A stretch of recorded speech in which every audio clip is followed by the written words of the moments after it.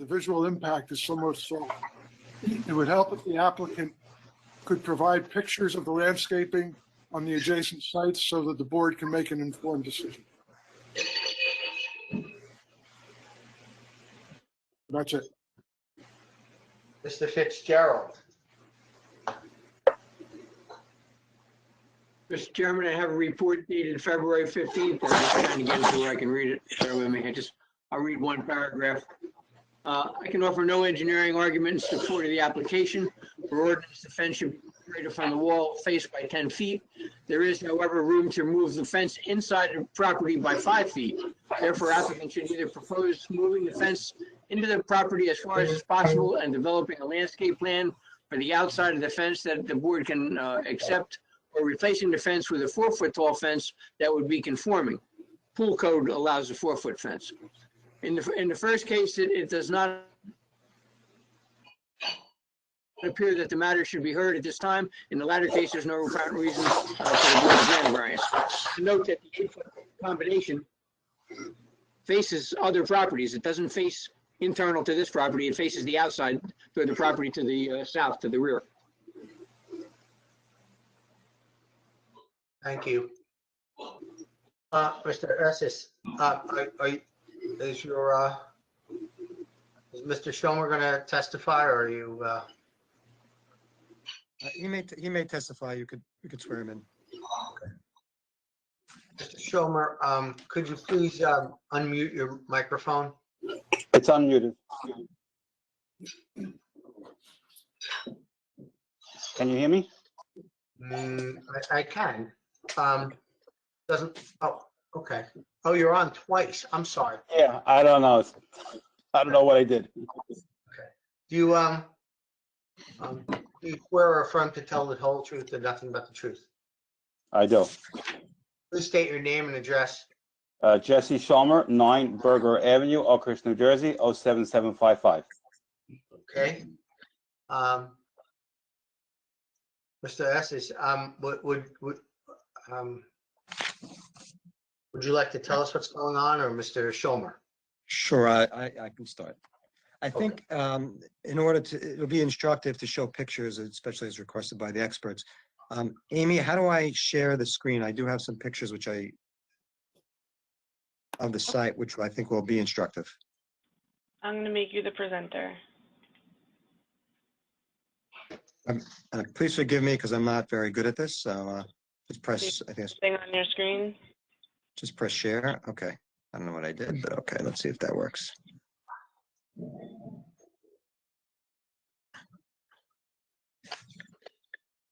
think you have to bring your photographs up. Okay, so we'll go like this. Are you able to see that? I can see that. Okay, great. Okay, so again, David Esses on behalf of the applicant. This property, it's in an older section of Oakhurst. It's well developed. It's not a very large property. It's 80 by 100. It's there's an older house there. My client recently constructed a pool. He put up a fence, which he believed was in accordance with the ordinance, as it was a 6-foot fence. And it turned out when he sought final approvals that he learned that because it was on top of the retaining wall, it now created an 8-foot height, which was in violation.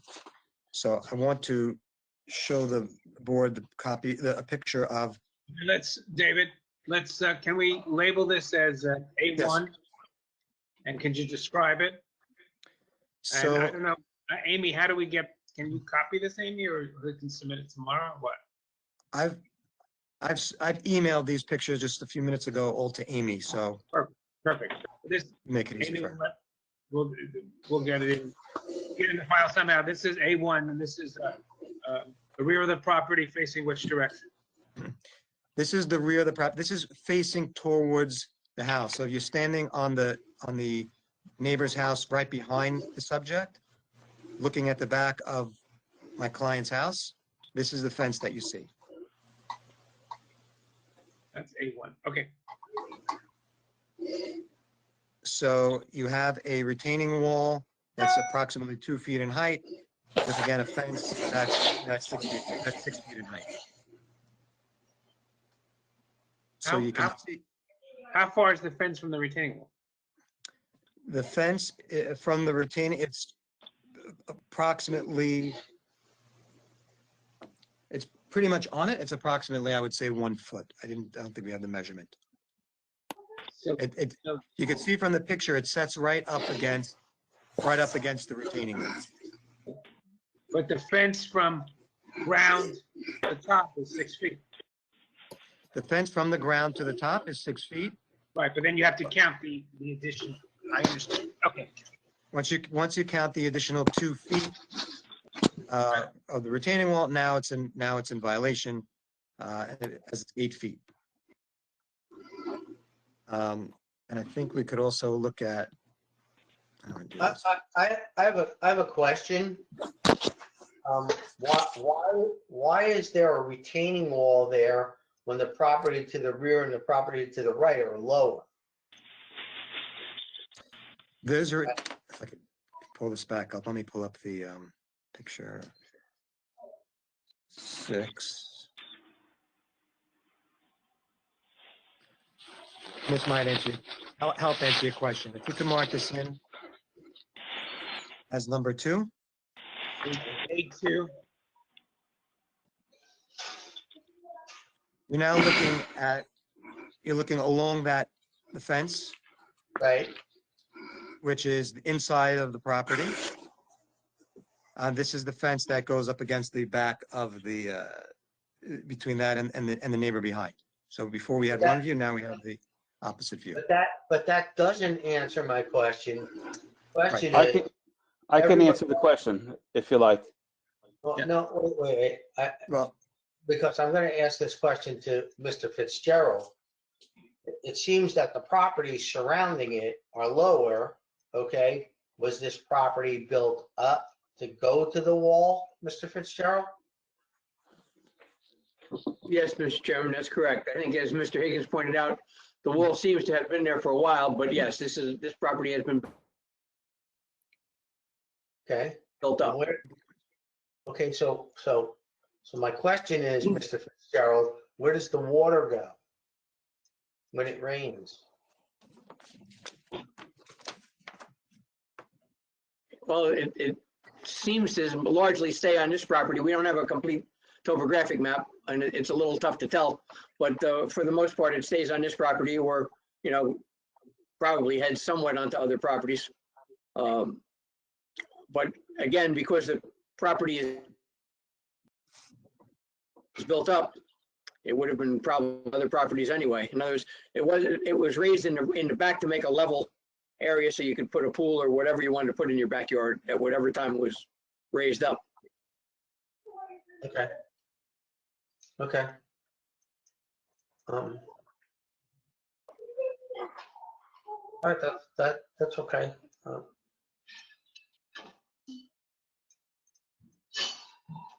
okay, so now we've seen both views of the property. The issue here is that in order to make the fence comply, it would have to only be 4 feet. And if one were to come from the back of the property and step on the ledge of the retaining wall, one could easily get over that 4-foot fence. And so on the rear side, it would create a problem to have the fence only 4 feet because it's on the retaining wall. We believe it's a safety issue. If we were to move the fence in, we'd still be in violation. And then the two issues are we lose space, available space to pass through between the pool and the fence. If I could pull up the Amy, do you have the plan there, or do I need to pull it up on the I can pull that up. That's what you sent me just a few minutes before the meeting. I've got that here. I've got that here. Okay. So we can see that there's only approximately 10 feet from the edge of the pool to the fence, to the property line, excuse me. So by bringing the fence in, we create a smaller space to pass through between the pool. We limit the amount of usage of the property that the homeowner should have. And then on the rear side of the property, it creates a question of how to maintain it, because now we've got a space between the fence and the end of the property that's not easily accessible in order to maintain landscaping. We either have to go around. Essentially, a landscaper would have to go around on the neighbor's property in order to get through there to bring a lawnmower or to get back there and maintain it. So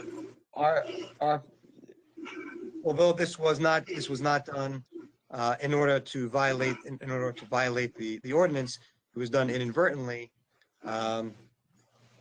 We believe keeping it the way that it is the safest and most desirable issue. We don't believe that it creates any kind of eyesore or anything for the neighbors. In fact, I don't believe Mr. Schomer has had any indication from the neighbors that there's been an issue. In fact, I believe he said, and he could testify to this, that they're kind of happy that they don't need to look into the pool. With the lower fence, it'll be easier for them to look right into his pool, being that the properties are not very large. They're close together. I have another question. I guess it's for either you or Mr. Schomer. Is the wall right on the property line? No. So why didn't you drop the fence behind the wall? Why didn't we drop well, so initially, one of the motivations behind putting the wall up was there was a big slope from the pool down to the wall. As you can see, since the property line from the other people's landscape is much lower than mine, so there was a big slope. So when I spoke to my contractor, he said, "Okay, let's build a wall. We'll level it out, and then you'll put the fence." Okay, it sounded good. Now, to answer your question before about the water, because you had a question about the water, I was required by the township to put rocks. And if you look at the map, there are rocks all around the pool. I had to dig, I don't know how deep, to put like a whole bunch of old stones on both sides for water. So that was something that was a concern, and we took care of that. But the motivation actually was to level the ground so nobody would, on my side, will get hurt because you couldn't walk there. And that's what we did. We tried to make it as neat, as clean as possible. We couldn't put the fence on the rocks because it wouldn't have been as strong. So we put actually the fence as close as possible to the retaining wall. And that's what we did. I think to further answer the question, had the fence been put outside the retaining wall? Mr. Chairman, I'm trying to get a sense. But Mr. Fitzgerald? Yeah, we're losing. yeah, Mr. Chairman, we go back to the picture. It looks like the fence, I mean, it maybe can go outside the wall can come in. There's any number of reasons. I guess my first question is, I think it was Mr. Estes that was putting information on the record. I don't believe he can testify. Is this an unsafe neighborhood? I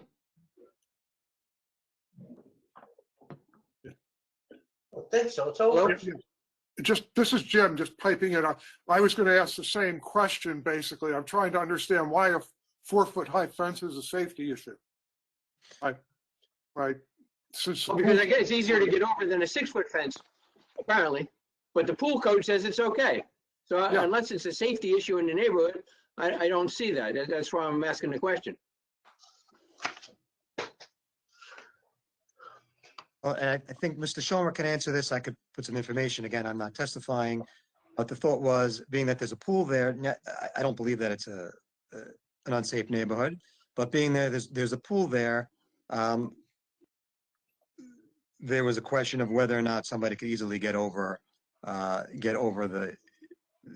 4-foot fence easily. But the pool code addresses that, I think, for the state. The pool code addresses that for the state, as I understand it. Well, I think, Bill, what he's trying to say is that if you step on the wall and you have a 4-foot fence, it becomes a 2-foot fence to get over. No, No, that's not true at all. No, That's not true no. at all. 4 feet on top of the wall. And the pool 4 code feet on was top of the wall facing the outside. Yeah, and the pool code would change from 5 to 4 feet.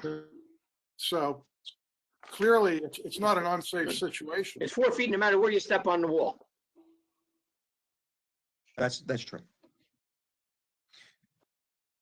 If it was a 4-foot fence, would it still be 4 feet if they step on the wall? Sure. Right. Yeah, correct. Wouldn't that be 2 feet up already? No. No, the fence is on top of the wall. But this fence is not on top of the If you're wall. standing on the ground, you're looking at 6 feet, 2 feet of wall and 4 feet of fence. But the fence as we see it is not on top of the wall, correct? So it is, Mark. It is. If you look at if I could interrupt, if you could look at the The if you look fence at is the on top of picture, the wall when you're on the adjacent property. Okay. There's approximately 1 foot, I would say, in due to the stones on the top of the wall. So if you look at the picture that I pulled up, I think it clearly shows that. So just to clarify for everyone, it's 8 feet from the grade that we're looking at to the top of the fence presently. Right. No, And to be clear on, just so there, because it's not 8 foot everywhere. It's 8 in some places, like the left corner. It looks a little closer to maybe 14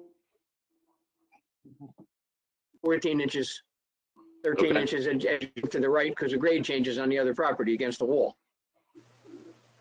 Okay. But, I mean, the fence could be set on this side of the wall, if there's enough room, and then it would be a 6-foot fence, and it would compliant. Or the fence could be moved in and landscaped as we suggested, or it could be, I understand the maintenance issue, but, you know, you can make it so a panel can come out and someone can, you could also have, there's some evergreens and plants that require a little maintenance. There's things that can be done if applicant elects. I have to tell you, that's what I was trying to say, that either the fence comes off the wall and right behind the wall, or it's 4 foot and it's still, I mean, there's 2 foot of wall in some spots there. I don't get that. I just don't, but I'm looking for some testimony why it has to be like that. And Mr. Fitzgerald or Mr. Higgins or somebody, give the board something. Well, if you're asking me, Mr. Chairman, I don't believe it has to be like that. That's why I put my letter. Okay. And I don't disagree with Bill. I don't like to try and redefine applications for applicants, so I showed the board what was there and what could be done with what was there, because it's already been built. And I was also under the impression that the wall was there and then the fence came in later. Apparently, from the testimony, the whole thing was built at the same time. So I think that changes the view of it a little bit too. And correctly, Jim, the pool was there. There was too big a slope, so then they built a wall and raised it up more. I'm guessing that the change of grade didn't get a permit or a variance either.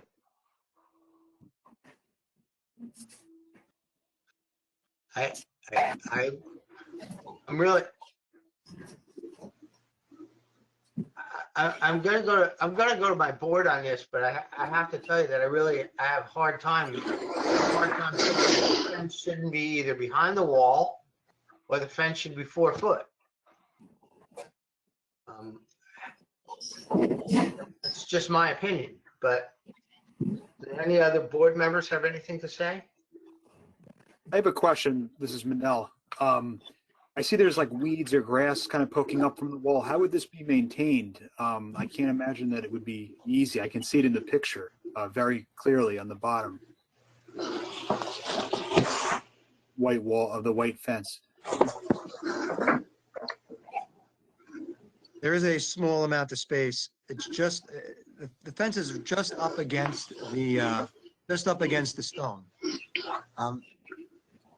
Mr. Schomer, is your landscaper, when he trims in the back, does that maintain what would grow from under the fence? So I have been maintaining the backyard since the COVID situation. My landscaper hasn't come back in the backyard at all. Okay, and are you, when you trim up against the fence, the question is, does the growth, are you able to control the growth by cutting inside the fence, being that the fence is right up against the stone? I'm not sure how to answer the question. I cut as close as I can. I mean, that's, Well, I mean, I have a question. Mr. Schomer, do you have to go on someone else's property to maintain the back of the fence? I haven't, no. What do? Do you walk on top of the fence to maintain your? No, I've been just going inside my own But property that's and correct, cutting. Mr. Chairman. That's how you would have Excuse me? You talking to me? I should speak? Yes. Okay, I've been only working inside my own property and cutting as close as I can.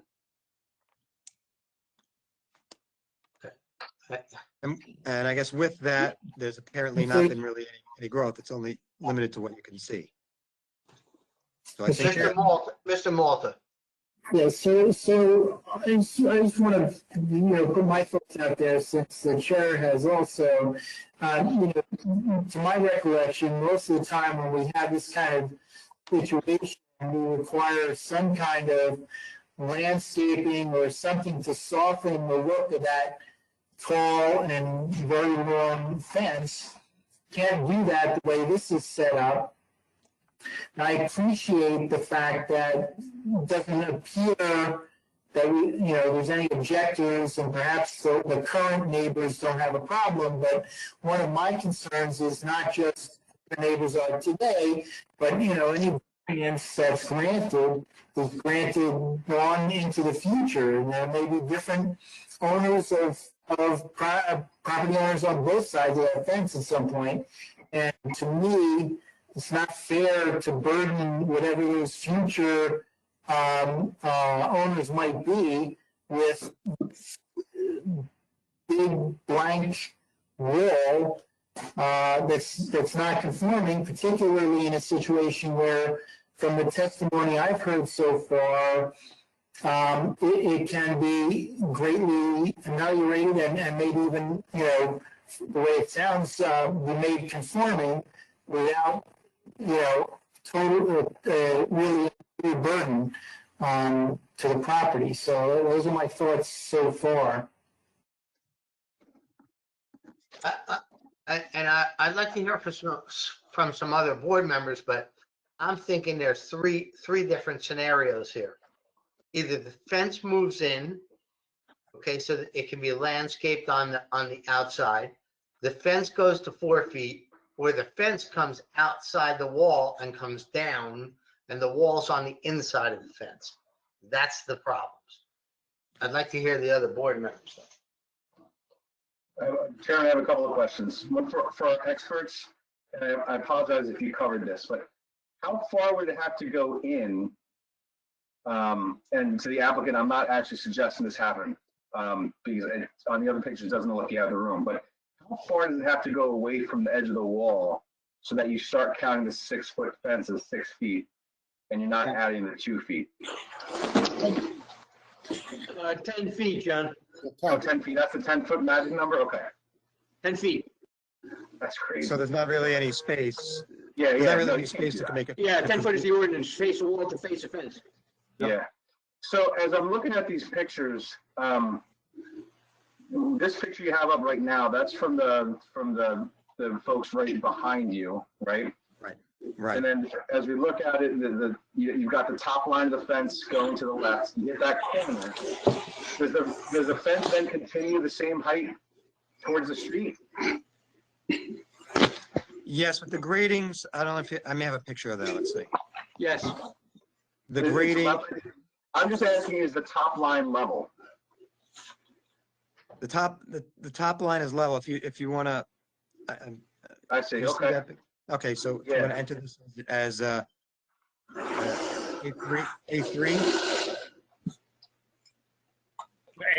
That would be A3. And yeah. The fence stays level, the wall goes down. The Wall wall goes down goes to the- the top line is level, which to me is pretty important.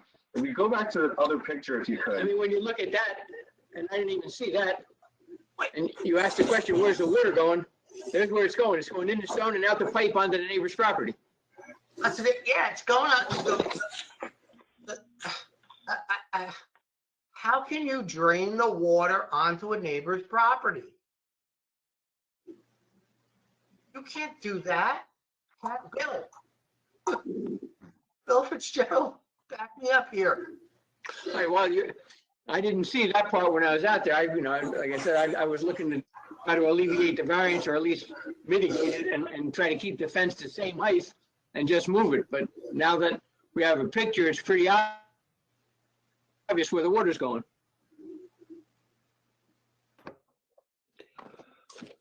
Chair Henry, it's Shawanda Beal.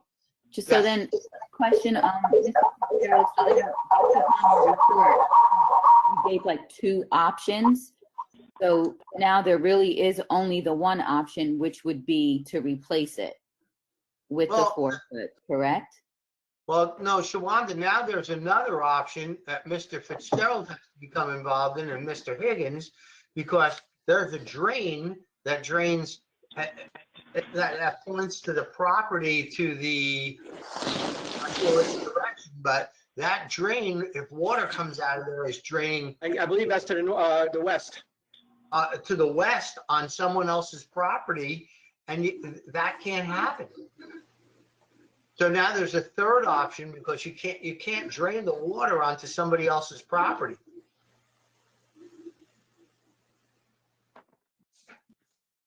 I think that this, I hate to say this, but I think that this case has to be carried and someone has to have a meeting with our engineer and our planner to figure out what to do here. Chairman, while I agree that should be checked out, I was actually going somewhere with my other questions. And this has to do with the height of the fence because 8 foot is high, but sir, if you could go back to that other picture where you're looking at it from the rear, I noticed that neighbors have decks, a second floor deck. Do other neighbors have second floor decks? Is that common there? Mr. Schomer, maybe you could answer that? What's that got to do with anything? Everybody has a deck, but that's the only one that you see that's a second floor deck. Yeah.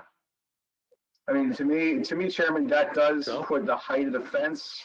It makes a difference in my mind on whether or not I would vote to award an exception on the height of the fence. I'm just putting that out there. Okay, I understand where you're coming from, but I think there's some other problems that we have to deal with before that, especially some drainage problems. Yeah, I'm just speaking to the height issue, which I think is drainage. If something comes of that wasn't done, properly in the first place, to me that's a separate issue to be handled separately. It should be handled, but I wouldn't speak to that. But I think there's a couple of things here. Also, John, I think that you have to, if you give me a second, I think that if everybody is okay with the height, I understand that. But if it's moved in and softened by some landscaping on the outside, that's one thing. But the second thing is when I saw a drainage tube coming out in the middle of that fence that's going directly west to someone else's property, that has to be addressed before anything can be done here. Just my opinion. There's experts here. Well, and if I can jump in again, Mr. Chairman, I think what Mr. Fitzgerald said earlier is also well taken. It's not clear to me whether or not there's another variance for changing grade. It was not picked up because of the way that this application came about. And that ties right into the drainage issue. So, I think that needs to be into my thinking right now.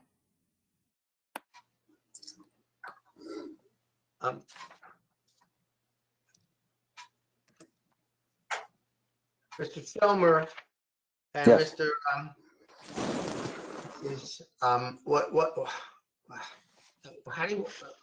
What do you want to do here?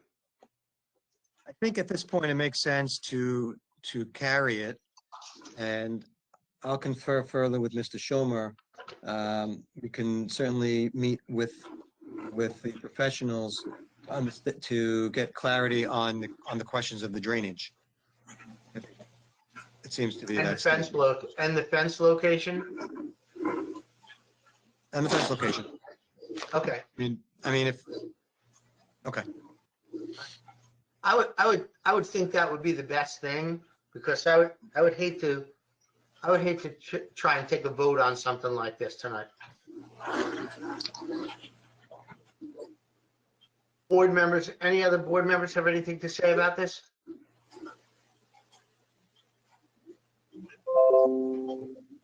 Okay, we're going to carry this case to April.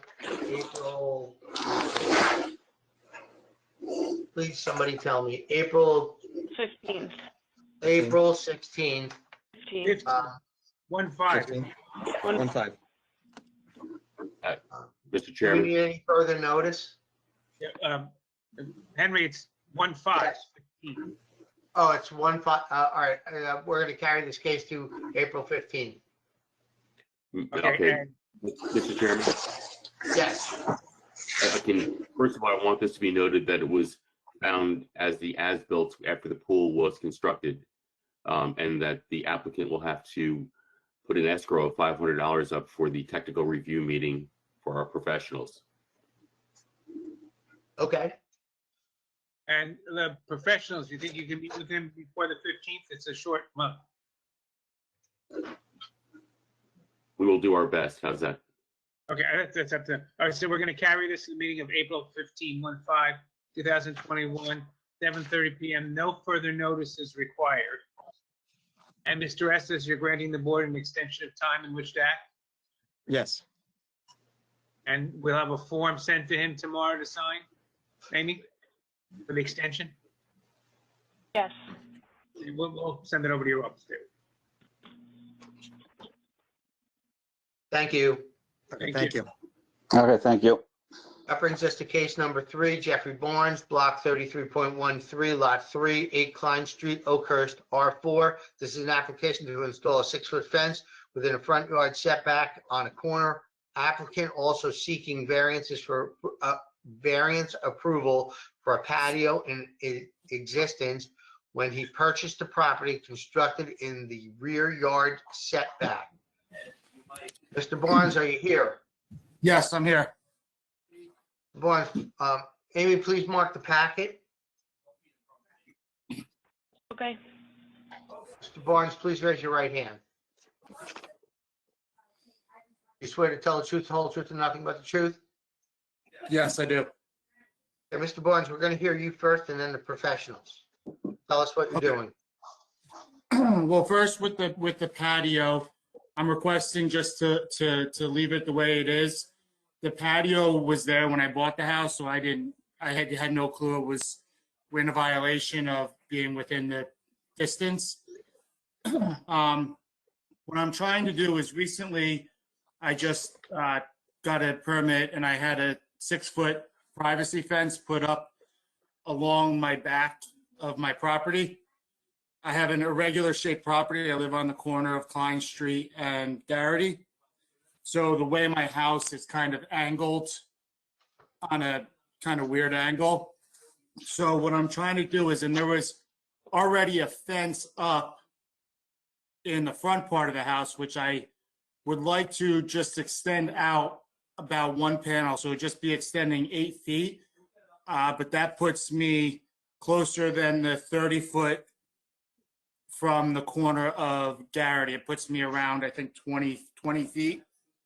And then I'd like to just kind of come up, and the way my fence is angled now that was already there, it's just on a weird angle. So what I'd like to do is just kind of put it up and then to the front of my house so that it's just even with the front.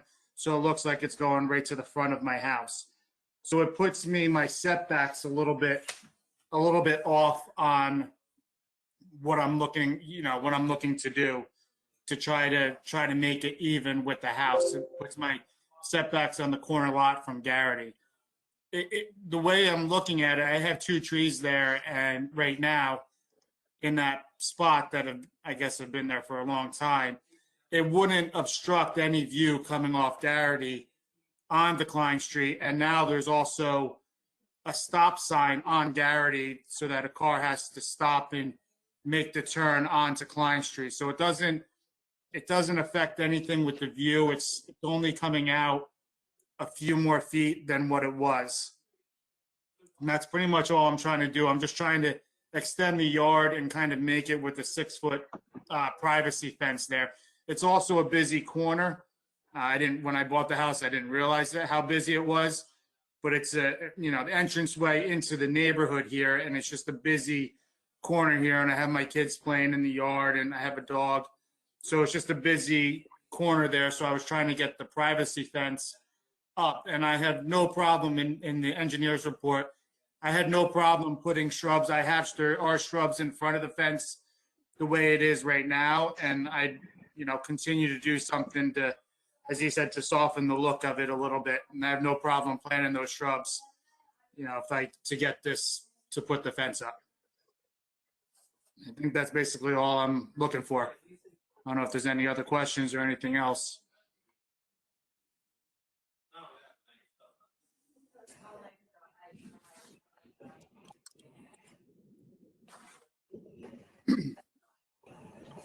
Henry, you're on mute, Mr. Shepard. I'm on mute. I'm sorry. Mr. Barnes, you're looking for this for safety for your children so they can play in the backyard? Yes. Mr. Malta, did you have a question? I did. I just wanted to ask the applicant if you would be okay with having the top 1 foot be lattice on top of the 5 feet solid. If that's what has to be, I would be okay with that. I just was hoping for the 6-foot privacy, just for the fact that it's such a busy corner right there, that I'm just trying to, have it out there. If that's the way to make it extended out a little bit and to put it towards the house, I'm okay with doing that. That's what I have there now as we speak. What was there originally was a 5 foot, and then the lattice on the top for the 1 foot to make it to 6 foot. And I was just trying to kind of make it, the back one is just a full 6 foot privacy fence. But it would be a different angle, and it wouldn't be, it would look fine with that. So, if that's, all that I could do with it, I'd be willing to do that. I would prefer the 6 foot privacy fence, but it would, that's all that matters. That's fine too. Yeah, I think I would prefer the 1 foot lattice on the top. I think that still gives a fair amount of screening, especially when you consider that, from the street, they're more or less looking up at that last foot. It's just still going to be pretty private. I have something similar, and I see a lot of fences like that in various neighborhoods. It seems to keep things pretty private. from my, as a person looking from the outside in. But at the same time, I think it gives a little more light and that sort of thing. So yeah, I mean, if that's the way it has to be, then I'm okay doing that. Okay. Any other questions from the board?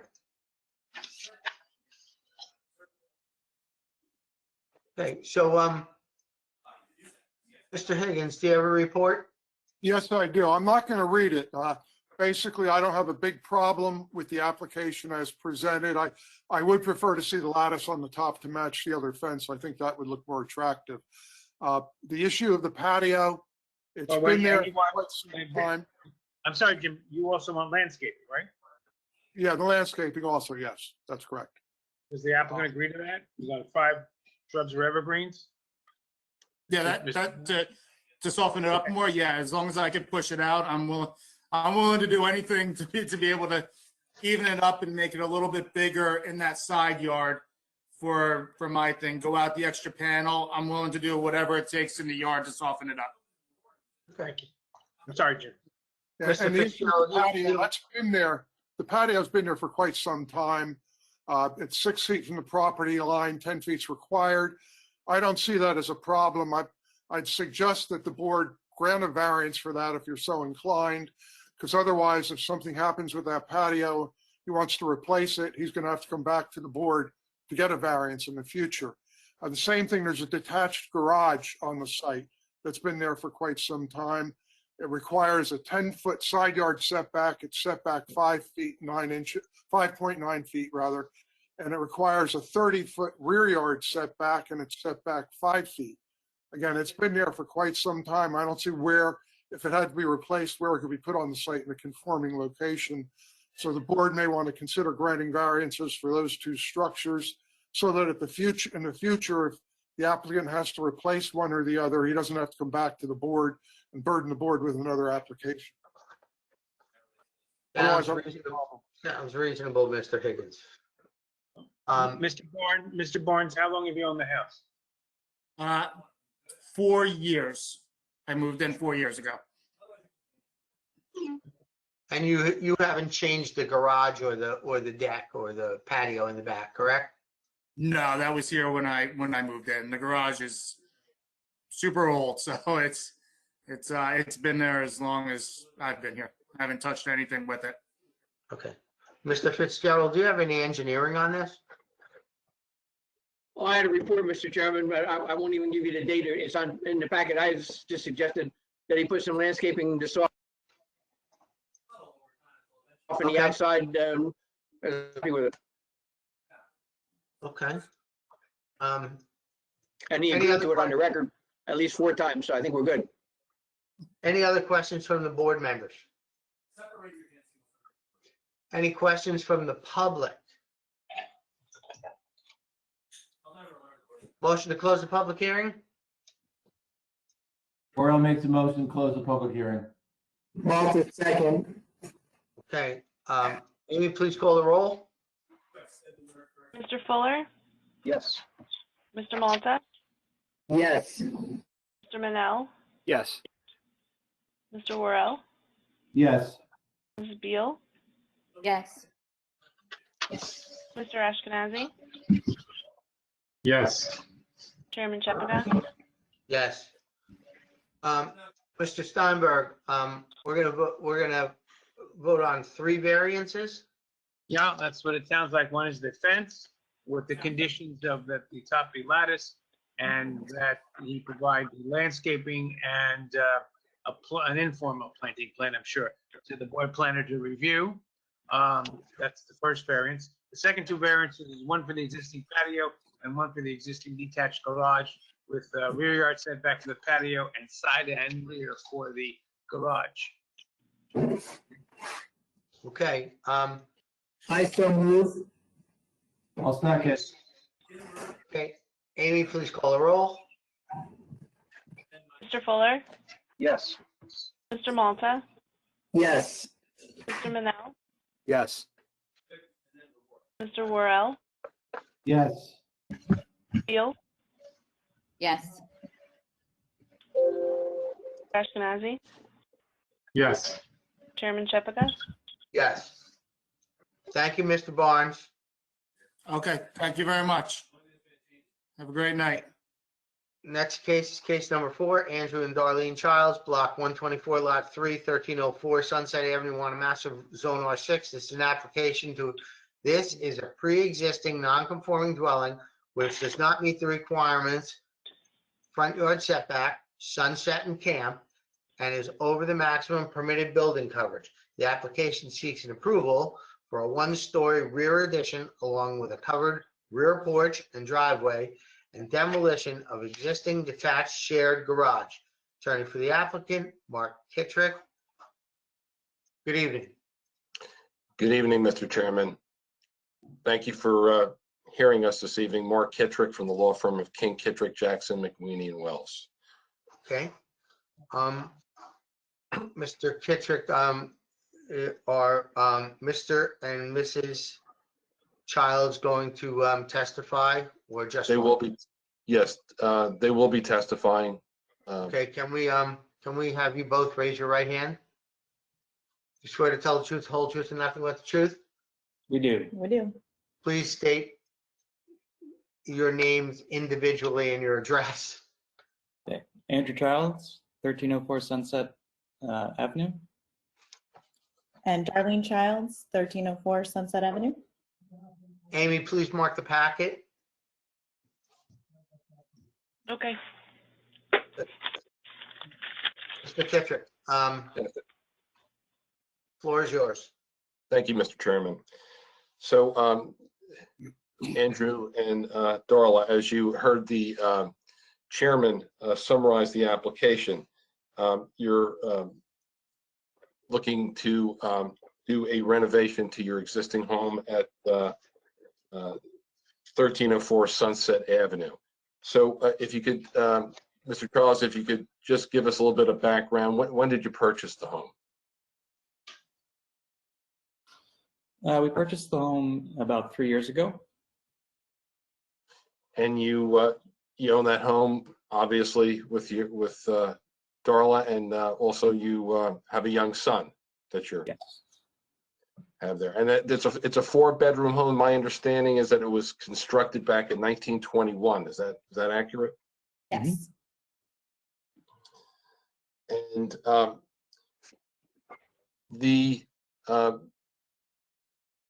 if you could advise the board what you're looking to do regarding a renovation to the home.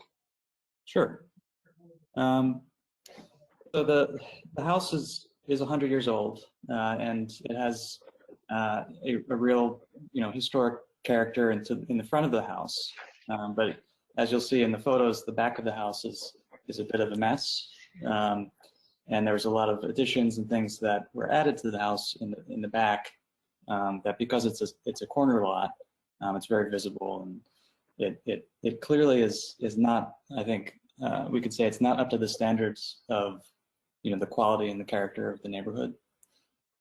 There's an overhanging second floor addition that's kind of cantilevering over the bay window, so it actually looks like it's not very well supported. So we're adding a porch onto the back of the house that will basically more evenly distribute the weight of the back of the house, and I think it will. We feel like it will. It'll kind of fix a lot of the character and architectural problems that exist in the back of the house. On top of that, there's also go ahead.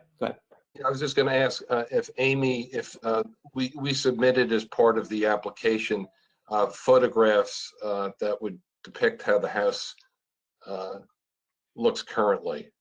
Could we possibly put that on the screen?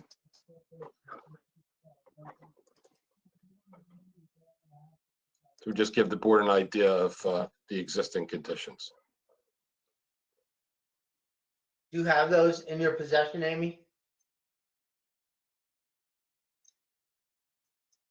Okay. So just just want to call Mr. Child's attention to, there are a series of photographs. And Mr. Steinberg, should we have those marked? What's your pleasure? You can, it's part of our package already, so it's in B1. Okay, very good, thank you. So you see in the image here, there are 3 photographs that show images of existing conditions. See that? Can you see that, Mr. Childs? Yes. Yeah. Okay. And the one I'd say on the left, does that depict the area where the new sunroom is going to go to? Correct. All right. And so essentially, this renovation is going to include an addition of a sunroom, and also there will be an addition of what is the existing basement area to go underneath that new addition. Is that correct? Yes. And so that's the main architectural change to the structure. But also an important aspect of this application is the removal of the garage. Is that correct? Yes. Yeah. And that is depicted all the way on the right-hand side, is it not? Yes. It is. All right. Could you describe the garage? Sure. It's a 3-bay garage, and it's a very unusual setup because we actually own and share the structure with our neighbors, Stephen and Leslie Dodge, who are also on the call here. We have the first 2 bays, and they have the 3rd bay, and it has the appearance of a auto body collision shop. It's not really in keeping with the surroundings. It's also got a 3-lane, a very kind of wide 3-lane driveway. So it takes up a lot of what backyard space we would have. So it's part of the idea here is we'd love to have like a backyard, an actual backyard where our son can kick a ball around. So if I may ask Dorla, could you describe the condition of that garage currently? It's not usable currently.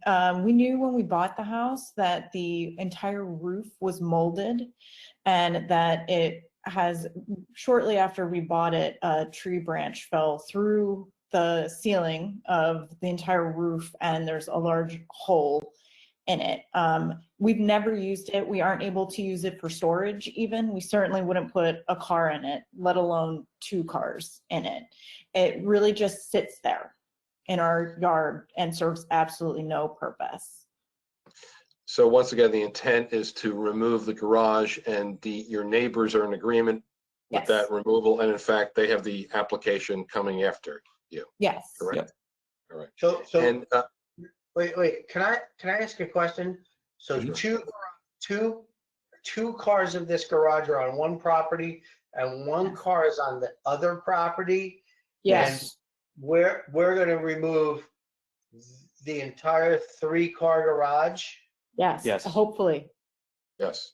Yeah, Mr. Okay. Chairman, Wait. Bill and I both strongly suggested that these 2 applications be heard concurrently. Well, that's what I want to ask. Mr. Steinberg, where are you? The next application, Mr. Chairman, is the adjacent owner.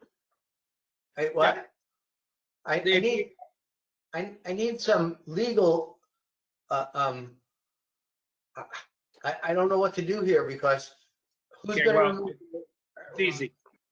Okay. Mr. Chairman, if I might, good. If I might, the next application is the owner of the other part of the garage, and both are proposing to take it down. There's an agreement. I believe if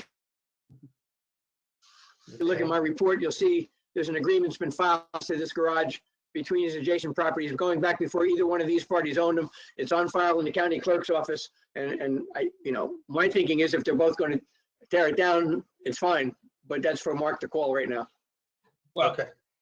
number one, before the conclusion of this application, I'm sure Mr. Kittrick will call the Dodges, who will testify that they have no problem in tearing this being torn down and the one on their property. And we'll get that vice versa testimony at the next application. And we have all the parties before us, so we can certainly approve or condition anything on the removal of that garage. We have the authority. The homeowners are granted to us. Just want to make sure. Sure. Yeah. Fair question. And there's an agreement between the parties that this structure will be removed. So, but we'll certainly get that. And Darla, that's your understanding, correct? That's your. Yes, absolutely. From the moment we've all purchased our homes together, the very first conversation we had was how to get rid of this eyesore of a garage. Okay. And Okay. so currently you can't park any automobiles in the garage. Where are they parked now? In the driveway. Okay. And presently, how many cars can you fit on that driveway? 4 Okay. on our side, plus 2 on their side.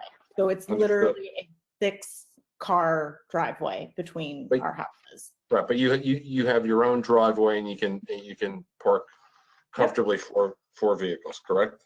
Yes. And all right, so and the intention is obviously have the garage removed, and you would. Is it my understanding that you're going to install a new driveway, which would be a paver driveway? Is that correct? Yep. Yes. Okay. And just finally getting back to the house, there's going to be a sunroom that's added on, and any other work that's going to be done regarding the proposed renovation, or as you like to call it, a restoration. Yes, well, it's very important for us to come across that we're not looking to renovate this house as much as we are looking to restore it. We knew when we bought it that the back of the house had sunk significantly due to the additions of boxing the back bedrooms on the 2nd floor. So we knew going in that it was going to need a lot of work. And since we were going to be fixing that anyway, we figured we better hire an architect that can properly balance out the weight of the 2nd floor. So that's why we added a small addition onto the back to sort of help prop that up and distribute the weight of the 2nd floor.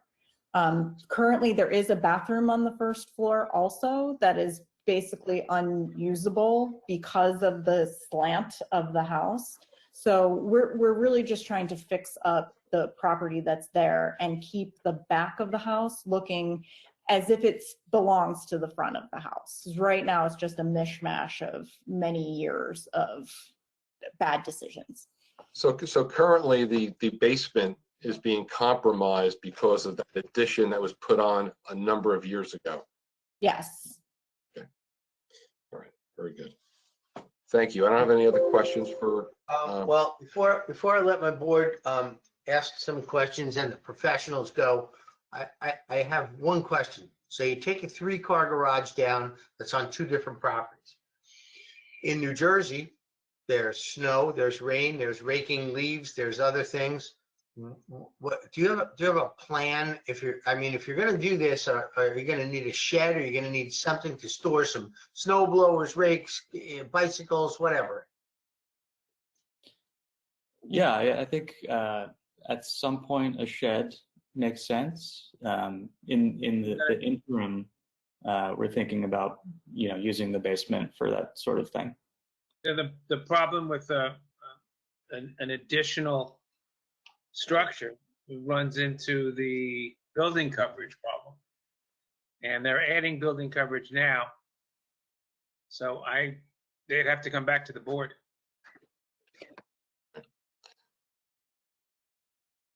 Right, Jim? Can't hear it. Yes. Yeah, I mean, they can't add they can't add a shed, they can't add anything. If they were adding a shed, it would increase the building coverage, which is non-conforming. So it would require coming back to the board. Yeah, but they're not proposing that. We're not proposing that. The basement will be utilized for the short storage. Yeah. Yes, and we did actually talk a lot with our architect about whether or not to keep the basement entry.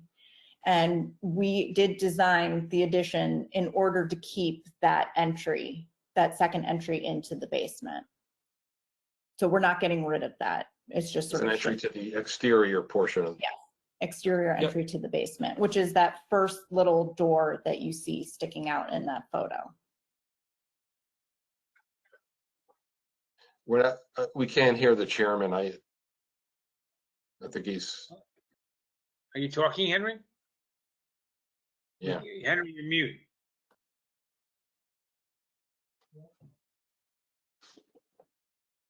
Uh,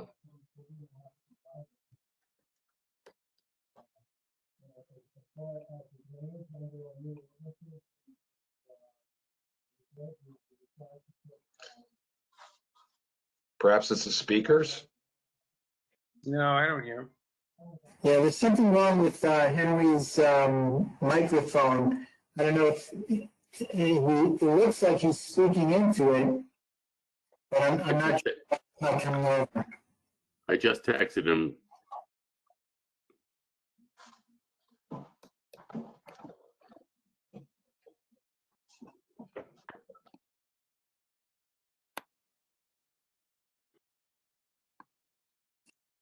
Is it possible his microphone got unplugged?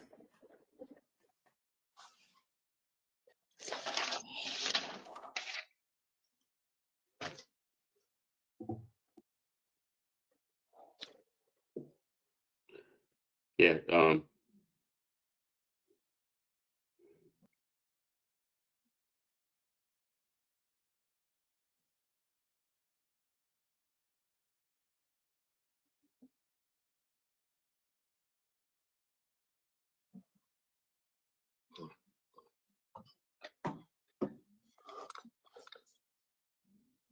Is it possible he could call in?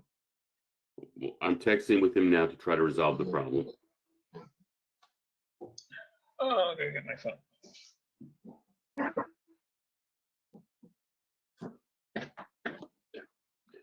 All right, the chairman has asked for Mr. Worrell to continue on as at this point until Mr. Shepherd gets back on. Okay. So let's go back to where we left off. Did someone have a question for the chairman, or we were going to continue on? I have no questions for them. Okay, is there any questions from the board members to the attorney? I've got a question. Go ahead. So the addition is not going to go beyond what the second floor is currently? Correct. But the architect will be testifying to that. So, Oh, okay. okay, so he's our next witness. Oh, okay. Does any other board members have any other questions at this point before we move on? All right. Before we go into the architect, can we hear from the professionals, their reports? Jim? Yeah. Okay. Basically, what I will do is I'll summarize rather than read through it. Basically, the applicant has described the application. There are some minor issues on the plan that need to be corrected in terms of dimensioning. They require the minimum front yard setback. Camp Avenue is, proposed setback from Camp Avenue is 10 feet to the one-story addition and 22 feet to the covered porch. Minimum rear yard setback 30 feet is required, and the proposed rear yard is going to be 27.6 feet, which is a minimal deviation. Lot coverage is going to be 41.2%, where 35% is permitted, and it's important to understand that this is a grossly undersized lot. So with both the width and area. So I don't have a significant problem with any of those variances that are being requested. The parking space width, 10 feet is required. The plan proposes 9-foot wide parking spaces. Bill and the applicant's engineer and I talked today regarding the layout of the parking. I'll defer to Bill on that because I think he has the better picture of what those discussions were. And the driveway setback from the side lot line, 5 feet is required. They're proposing 0 feet. My report says I don't have a big problem with that, but then after discussing it with Bill, I think there is an issue. It really has to be set back about 1.5 feet in order to have the driveway be sufficiently supported. And again, Bill can explain that better. But other than that, I think it's a good application. Removing that garage is definitely a benefit. And when you hear between this application and the application on the adjacent property, I think everything that's being done here makes a lot of sense. Okay, Mr. Higgins, thank you for your report. Mr. Fitzgerald, you're up. Yes, Mr. Chairman, I have a report dated the 11th of March. Again, rather than repeat things that have already been said, I'll just go to item number 4. I simply didn't variance for 0 foot driveway setback. I had suggested a minimum of 1 foot. In talking with Jim, he is concerned about maintenance of a 4-foot wide strip. In talking with applicant's engineer, and I won't testify for him, he's here to make his own statements, but I think we're fine with the concept of 9-foot wide parking stalls and a 1.5 foot setback from the southerly property line, so that strip could be maintained, and that the driveway, the inside edge of the driveway would be 33 feet from the curb line of Camp Avenue, and that would allow cars to an 18-foot stall to be 15 foot clear of the gutter line or curb face of Camp Avenue, which is adequate to provide adjacent property driveway with sight distance as they're backing out across the sidewalk or into a street. Okay, thank you, Bill, for that report. Does any board member have a questions for the professionals? If not, we'll let Mr. I'm sorry. I think I do have a quick one. The driveway, is it a shared driveway? No, it's a shared garage.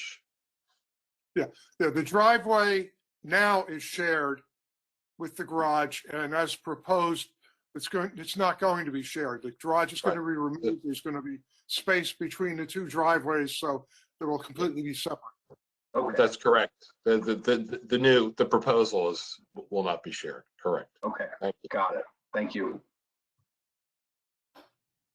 All right, let's have Mr. and Mrs. Childs present their architect. Yeah, thank you. So if I may call Mr. David Obachowski. Hi, everyone. Good evening. Have you testified before this board before, sir? Not before this board, no. Okay, can you give us a brief, your qualifications? Yes, an architect licensed in New Jersey, also New York and South Carolina, and have presented to various boards in other jurisdictions in the past, and have been practicing architecture for over 20 years. Thank you. Mr. Fitzgerald, you talked about the planner, architect? You entered no movement. Please re-enter your access code. Absolutely fine. Okay, very good, sir. I don't have the paperwork in front of you. We need to swear the architect in. Yeah, swear him in. Can you raise your right hand, please? And you're about to swear that you tell the whole truth and nothing but the truth? I do. Okay, thank you. You can proceed. Thank you. So as you heard from Andrew and Darla and Mark, Mr. Kitcher, what we're proposing here is a 1-story sunroom addition. It does project slightly past the 2nd floor. Sorry, there's a bit of feedback. So the addition does project past the edge of the 2nd story in order to support the 2nd floor. As Andrew and Darla mentioned earlier, there's a lot of settlement happening, which is being rectified by this addition, which contains beams in the ceiling, which support Is everybody hearing me or is there a lot of feedback? Yeah, there's caller number 4 for There's some a lot of reason. feedback and it's coming from the caller. Hello, is that better? Yes. No. Okay. I think I'm causing, Yes. I think I'm causing the feedback. Oh, that Mr. Chairman's back again. Okay. Testing, just to see if, No feedback. that sounds better, yes? Yes. Okay, Yeah. I think there's still a bit of an echo, but I'll try and proceed. So as I was describing, the one-story sunroom addition does project past the second floor in order to contain beams in the ceiling that will support that second floor addition. It currently cantilevers, and what we're doing is using this sunroom to support that floor and support the back of the house on a new addition at the outside perimeter of the sunroom. So we've designed this to try to really unify the existing house. As Darla mentioned, the back of the house is really a hodgepodge of strange little additions and that sort of thing. Our proposal creates what essentially reads as a one-story porch with a hip roof to tie into the style of the existing house, and especially the front of the house, and try and make the front and the back of the house both feel unified. And we David, would it be helpful? David, would be helpful if Amy could just put forward the elevation so you can. Yeah, that would be great. The last sheet would help.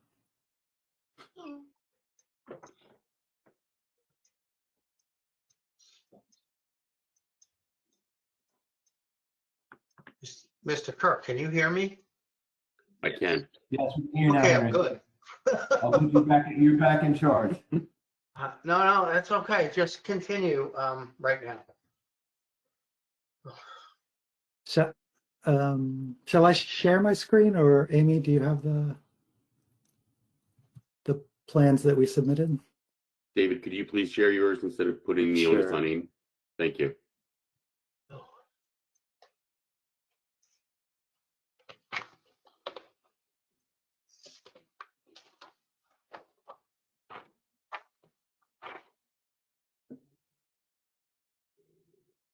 Okay, so this is the overall survey, and I will. We've looked at the existing conditions and the plan. Again, you see the existing house hatched here and the addition in the rear and facing towards Camp Avenue. As I mentioned, it does project just past the second floor addition in order to support that second floor. And did you say? And did you say it was 1 foot? Or? It is approximately 6 feet past the edge of the second floor. So these are the elevations showing the sort of articulation of the rear addition as a sort of porch, and trying to unify the hip roofs of the rear with the hip roofs of the front of the house. And again, we've made infills which read as a sort of porch structure, and this roof along the underside of the second floor contains beams which support that second floor cantilever. And then we're creating a small entry portico over the entry landing at the top of the stairs.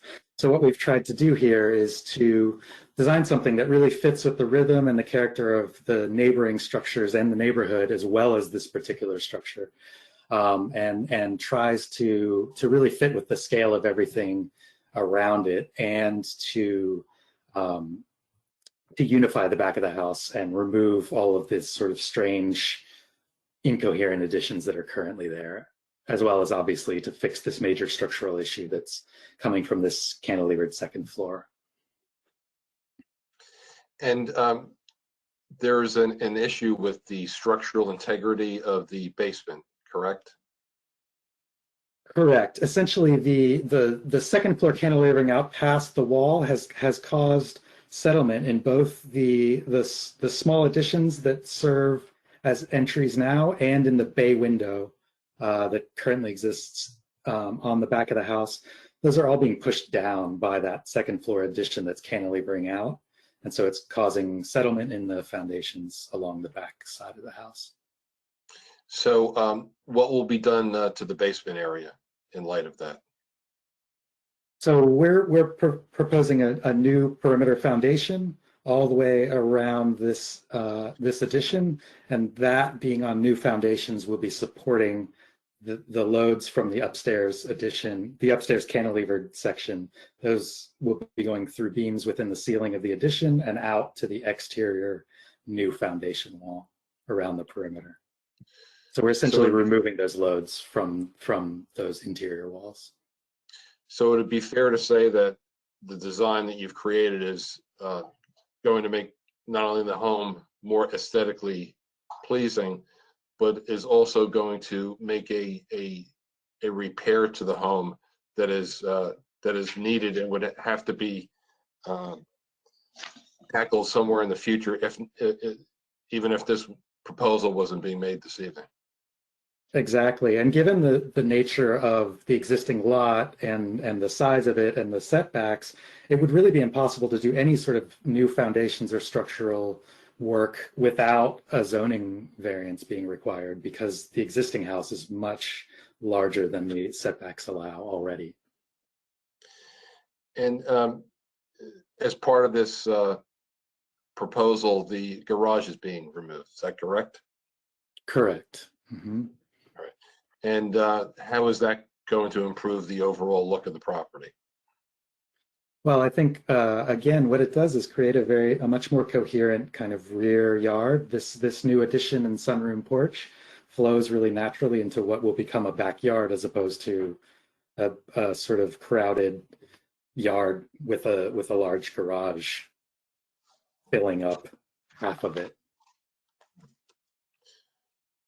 Mr. Chairman, I don't have any further questions. Am I still on? Yes. Yes, Okay, Henry. good. Whew. Okay, where did I leave off? Because I was in a panic for a couple of minutes. Did my professionals go yet? Yes. They went. Yes. Okay. Are there any other questions from the board?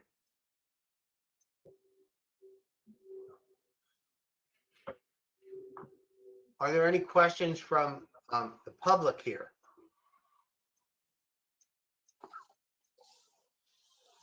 Okay, so. Chairman, there's somebody raising their hand. Yes. Hi, this is Stephen Dodge, my wife Leslie Dodge. Can you raise your right hand? Yeah, absolutely. Swear to tell the truth, whole truth, and nothing but the truth? We do. I do. State your name and address. My name is James Stephen Dodge. I live at 1303 South Wanamassa in Ocean. Right. And I'm Leslie Dodge. I live at 1303 South Wanamassa as well. Okay. So we're in this strange situation where we're the public, and then shortly we're going to be the ones you're talking to. But we did want to just emphasize that we are completely supportive of removing the garage. We're supportive of their whole plan, but we do share this mess of a garage with them. And just to go explicitly on the record, we want it removed. Okay. Thank you very much for that. You're welcome. Any other questions from the public? I need to close the public hearing. I don't know, Mr. Kittrick, we have other testimony. Yeah, we have one more witness, Mr. Chairman. Oh, we do? Yes. Okay. Please bring him forward. All right. Thank you. Jason Fichter, professional engineer and professional planner. Mr. Kitcher, please raise your right hand.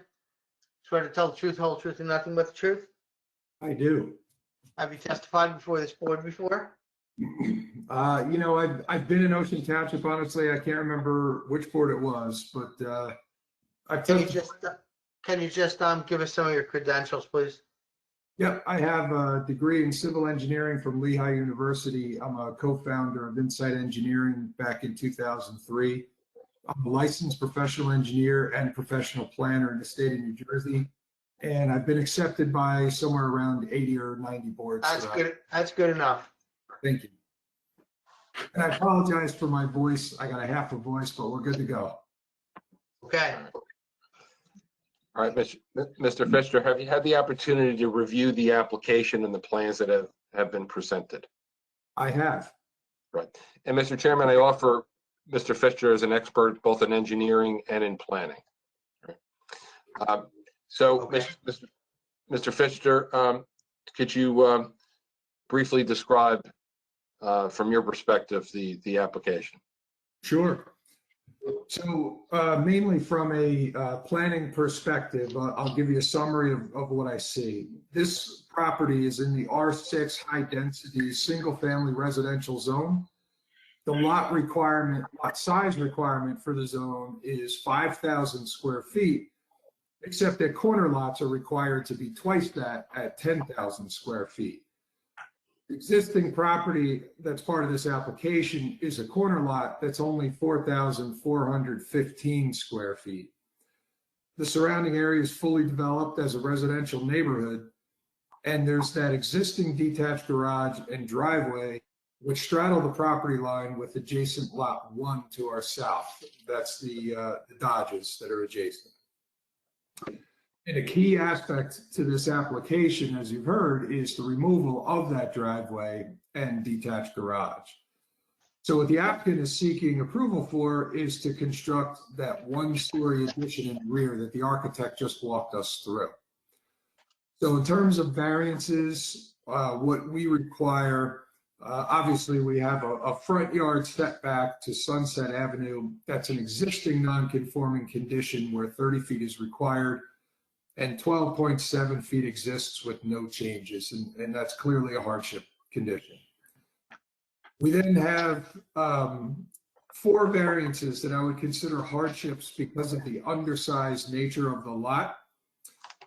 The standard lot size in the zone, again, is 5,000 square feet. We're only 4,415, and we're a corner lot where we need 10,000. As a corner lot, we also require 100 feet of lot width, where we only have 50 feet. So we're significantly undersized. When you apply the setbacks to the property, you get a building envelope that's only 15 feet wide and 28 feet deep. The existing home, which is a modest home, is 28 feet by 44 feet. So it already extends beyond the permitted building envelope. So any change, no matter how minor, to this home would require a variance. And in addition to meeting the hardship criteria, I'm also going to provide you some additional testimony that's supportive under the C2, the flexible C criteria. We also require a front yard variance from Camp Drive, where 30 feet is required, 16.5 feet exists, and 10 feet is proposed to that small section where the addition is going. And again, I believe a hardship exists here for the same reason. Even the smallest change to the house would require variance because the lot is so undersized. Then we have a rear yard variance where 30 feet, 7.6 is, and I do believe it's the undersized nature of the lot that presents a hardship here. And then building coverage where 35% is permitted, 35% exists, and 41.2% is proposed. Again, this goes to the undersized nature of the lot. The building coverage was contemplated in your ordinance as a percentage of, in this case, a 10,000 square foot lot. And since this lot is so undersized, the applicants are really limited. And what happens is strict compliance with the coverage limit would create a home potentially out of character with the neighborhood and out of character, I believe, with the intent of your ordinance. And then lastly, two variances for driveway setback and the driveway width. So the setback is required at 5 feet. We have 0 feet existing and 1 foot proposed. And then you require each space to be 10 feet wide, and we're proposing 18. So that's 2 at 9 feet wide. So we're proposing 18 feet wide. Now, as you heard your professionals say, there's a couple of things that have evolved here. First, we originally proposed to have a grass strip in the middle of the driveway separating the 2 spots. And your planner made a recommendation that that be eliminated and filled in with the driveway, and we're happy to accommodate that request. Second, we agreed to move the driveway to provide some setback from the property line. This was a recommendation by your engineer, and we're proposing a setback of 1.5 feet. And then third, this is where we're going to revise the width of the driveway to 18 feet, which accommodates 2 cars. And the reason we're requesting this relief is because the rear yard is very constrained for space. And as you heard from the applicants, they're looking for some area to enjoy in the backyard with their son. Every inch counts. There's a impervious coverage situation in the existing condition where the ordinance permits 90% and you exist at 90.5%. And by removing the garage and the driveway, we're able to reduce that all the way down to 70.2%.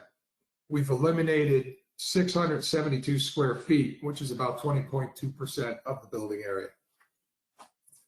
Now, in support of the C2 variances, I evaluated the purposes of planning, and I need to demonstrate to you that at least one of them would be advanced if the application was approved. And I think there's a few that are advanced. So briefly, I think this is an appropriate development which promotes the general welfare. This application, as you heard, is about modernizing the existing home in order to remain attractive and desirable within the neighborhood. It ensures the home remains relevant and contributes to the charm of the existing neighborhood. And once it does that, it becomes an asset to the neighborhood and will then advance the general welfare. We're also advancing the general welfare by eliminating the detached garage that straddles 2 adjacent properties. The next one is that we're helping to secure safety from flood, eliminating, again, the garage, the detached garage and the driveway reduces impervious by 672 square feet. So that's going to reduce runoff. So that's a great contribution to the neighborhood as well. We're providing adequate light, air, and open space, and they are approved by this application, again, by removing that detached garage. Not only does it straddle the property line with adjacent lot 1 to our south, it also sits right on the property line of adjacent lot 2 to our east. And these are the only 2 other properties in our block. So both lots will see an improvement with the light, air, and open space, even with the variances that we're requesting. We're promoting a desirable visual environment. This is a big one. The applicant's intention is to create a more modern home that's attractive and adds to the charm of the neighborhood. And I believe the architectural plans demonstrate this purpose is advanced. And then lastly, I believe that we're conserving property values in the neighborhood. Again, this is the whole purpose of this application. The applicant's looking to bring the existing home up to modern standards and expectations that'll make this home an asset in the neighborhood. And I think it's safe to say the property values in the neighborhood will be conserved if this application is approved, if not advanced. So in terms of impacts to the public, first prong of the negative criteria, there's a tremendous improvement to the lot by removing the existing detached garage. The addition itself is small relative to the existing home, and it's only 1 story where the existing home is 2 stories.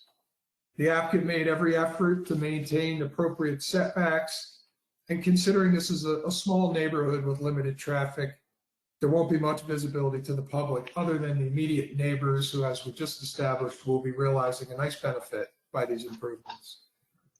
And in terms of compliance with the zone plan, we believe we're proposing a great improvement to the lot by removing that detached garage. And then with the small addition, we're essentially maintaining the existing improvements on the lot, just trying to do the best we can to fit this significantly undersized lot. The purposes of your ordinance mirror those of the municipal land use law. And I went through just a minute or so ago, I went through the purposes of the municipal land use law that I believe would be advanced if this application was approved. So in essence, that satisfies the second prong of the negative criteria. So all things considered, I think that if this application was approved, it would not cause a substantial detriment to the public and would not substantially impair the intent and purpose of the zone plan. As you consider the negative criteria, I always like to highlight that word substantial. You're not looking to see if approving this application would cause a detriment to the public or an impairment to the zone plan. You're looking to see if it would cause a substantial detriment or a substantial impairment. And I don't believe this application rises to the level of substantial in either case. And then on balance, I believe that the benefits of this application substantially outweigh its detriments, giving you the ability to approve this application with confidence. That's all I have. Thank you. So Jason, just to reiterate, you heard Mr. Fitzgerald address the driveway issue, and I know there was a consultation today about that issue. So you're in concurrence with what the representation was, correct? As to Yes, I am. I spoke to Okay. Mr. Fitzgerald to understand what it is he's going for and the exact configuration, and ran it by the applicants, and we're in agreement that essentially what we end up with is a driveway that's 18 feet wide, set 1.5 feet off of the common property line between the applicant and the Dodge family next door. and we can comply with that. We can. Right. Thank you so much. That's all I have, Chairman. Questions for, from the board?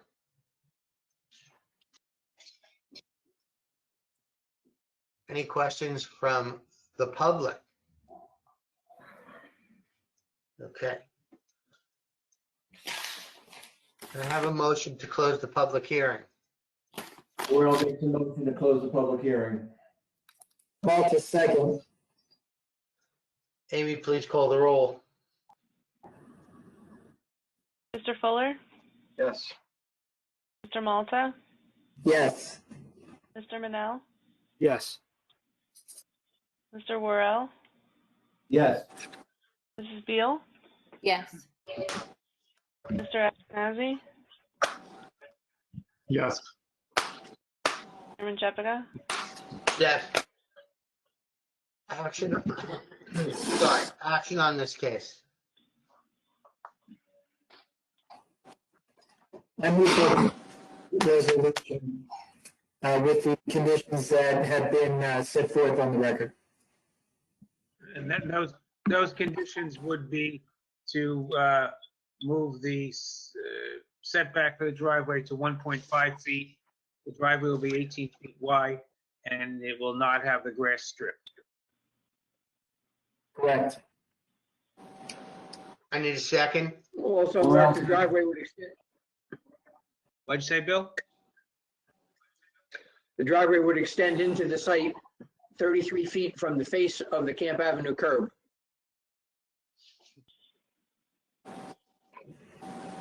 Okay, I got it. I need a second. Worrell second. Amy, please call the roll. Mr. Fuller, Yes. Mr. Malta, Yes. Mr. Manel, Yes. Mr. Worrell, Yes. Mrs. Beal, Yes. Mr. Ashkenazi, Yes. Chairman Shepherd. Yes. Thank you very much. That brings us to case number 5, James and Leslie Dodge, block 124, lot 1, 1303 South Wanamassa Drive, Wanamassa Zone R6. This is an application to construct a one-story garage and a cabana addition driveway, in-ground pool with patio and fence, as well as an outdoor fireplace. This house is pre-existing non-conforming. Application is seeking variances for front and rear yard setback, maximum building coverage, as well as maximum driveway width. Attorney for the applicant, Mark Akins, Esquire. Mr. Akins.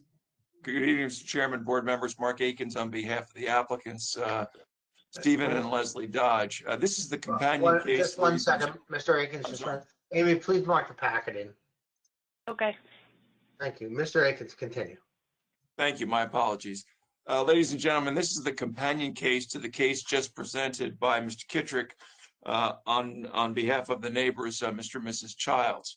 So like the Childs, and as you heard from the Dodge's testimony themselves in support of the Childs application, the Dodges proposed to remove the non-conforming garage, and in addition, they proposed to replace that with a two-car attached garage and related site improvements.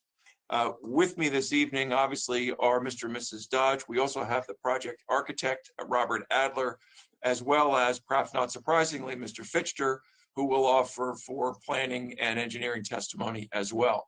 So I believe that the Dodges were previously sworn, Mr. Steinberg? Oh, I think they need to be sworn for this case. You want them Okay, sworn again?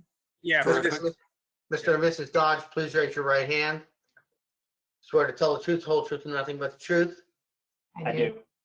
Please both state your names and addresses. My name is James Stephen Dodge.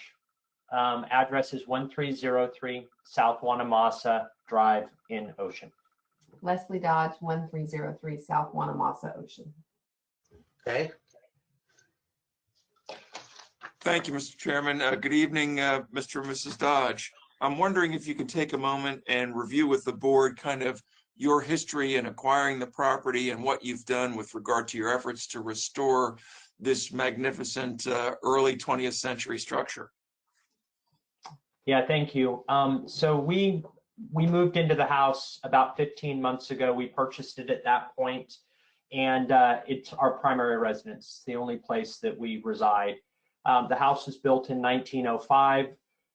We loved it when we saw it, and then found out more about the history of the house. The house has been there obviously for quite a while. It was in a state of complete disrepair for decades, and was probably on the precipice of needing to be destroyed. A realtor in the area bought it, did work to it, and flipped it. So we purchased it at that point because we wanted to live down here. Since then, we've done a lot of additional work to the house. So in the 15 months, we've done quite a bit of work. It's a beautiful house, and it sits in the neighborhood, and the neighbors that have come by it for literally decades have said, finally, the house looks the way it should look. It's beautiful. We love it. Having said that, when we moved in, one of the things we wanted to do was get rid of the 3-car garage that sits in the back. It doesn't have any architectural tie to the house. It sits right on the property line with our neighbors, the Childs. It sits on our other neighbor's property line as well, right up against it. And it serves effectively no purpose. It leaks. We store some stuff in our bay because when the house was flipped, they sort of restored the garage, but it leaks like a sieve. And it just is unsightly. So we want to remove that, but I do like parking my cars in a garage. We currently are the only cars that park on that side, the east side of Camp. Camp's a really short street on that side between South Wanamassa and Sunset. We want to move them off the street and get them into a garage. And then we would very much like to put a pool in. We have a yard that's a really neat yard. It's a very strangely shaped yard, but it's wonderful. And we'd like to put a pool in so that we can use it. And, you know, when we talked to Mr. Adler, the architect, we had 2 things we wanted. One was whatever we do, we want it to be consistent with the look of the house, because the house has a really distinctive look. And we want it to be functional. We wanted to be able to actually use it because we spend a lot of time at our home. Not, you know, pandemic notwithstanding. At any rate, so that's what we're here to talk to you all about tonight. Great. Thank you very much. Mr. Chairman, board members, I have no further questions at this time of Mr. and Mrs. Dodge. Okay. I think we're going to go to our, unless anyone from the board has any questions, we're going to go to our professionals. Mr. Higgins. Surely. Okay, it's basically a corner lot. It's very irregular in shape. It's as the applicants have described, it's a much older home. There are a number of variances that are necessary. The first is the maximum building coverage. The existing coverage, what's permitted, first of all, is 35% of the buildable lot area. What exists is 25.64%, and the plan is proposing a total building coverage of 39.23%. So that's basically 340 38 square feet more than the ordinance would otherwise permit. And what I'm suggesting in my report, that you should balance that variance with the fact that they are removing 200 square feet of this garage and 400 square feet of that garage on the adjacent property, and improving the site and the area in that regard. And I think there's a balancing there that the board can do. The minimum rear yard setback, the ordinance requires a rear yard setback of 30 feet, that all the parcels have a rear lot line that is a minimum of 50% of the required lot width. And due to the unusual shape of the lot, the zoning officer has determined that the lot line extending from the rear of the house to South Wanamassa Drive is the rear lot line. And the plan proposes a 5-foot rear yard setback for the garage in addition, and 5 feet 8 inches for the cabana. And again, I think it's a technicality there. That yard really functions more of a side yard than a rear yard. And I think Bill will have a suggestion in terms of relocating the garage slightly so that it be 3 feet setback. I don't have a problem with that. The minimum front yard setback, the ordinance requires 30-foot front yard setback, and they're proposing to maintain and expand the 11-foot 8-inch setback on Camp Avenue for approximately 25 feet. And it appears that that involves an expansion of an overhang in front of the garage. And again, that we need some discussion from the architect about that to describe that. And I apologize, I'm losing my voice also. The setback of an accessory structure, the ordinance requires accessory structures, including pools, patios, and so on, to maintain the required 30-foot setback from the front yard and 10 feet from the side and rear yard.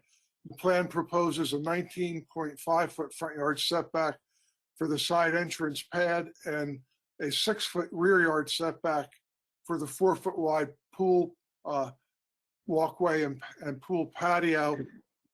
3 feet is permitted, but this is a 6-foot wide, there's 6-foot wide paved area, so it would require a variance. And again, it's the irregular shape of the lot, so I don't really have a big concern with that. The driveway width, they're requesting a 24-foot wide driveway, a maximum of 20 feet is proposed. I don't see any real justifications for that. Maybe their planner can give some reasons for justifying that. I just didn't see anything that jumped out at me. And the fence height and the swimming pool fence height, the ordinance requires the pool fences not less than 4 feet high, and that the swimming pool fences may have a maximum height of 5 feet in the front yard, provided that they are located a maximum of 15 feet from the nearest point of the pool surface. The proposed swimming pool fence is located in the front yard and it's more than 15 feet from the pool surface. It's proposed to be 4 feet high. If the fence is solid and it's not permitted and the variance would be required and no fence detail is proposed, I think you need to see more information on that to determine whether or not a variance is necessary. I think basically that's it before I totally lose my voice. Mr. Fitzgerald. And Mr. Chairman, I have a report dated March 15th. I'll try to summarize. Item 1 doesn't really, just restates. Item 2 is not necessary. Item 3 is the same item as I had in the child's report regarding discussing the filed agreement regarding the garage. Item 4, the zoning officer in reviewing this back in November noted that there's an office on the 3rd floor of the building that needs to be removed. Has not been done yet. And then I have some concerns that we'll discuss. I don't support the request for a driveway width variance of 24 feet. We'd have pretty much the width variances for driveways wider than 20 feet over the 30 years I've been here. Well, we also require that the driveway extend onto the lot a minimum distance of 33 feet.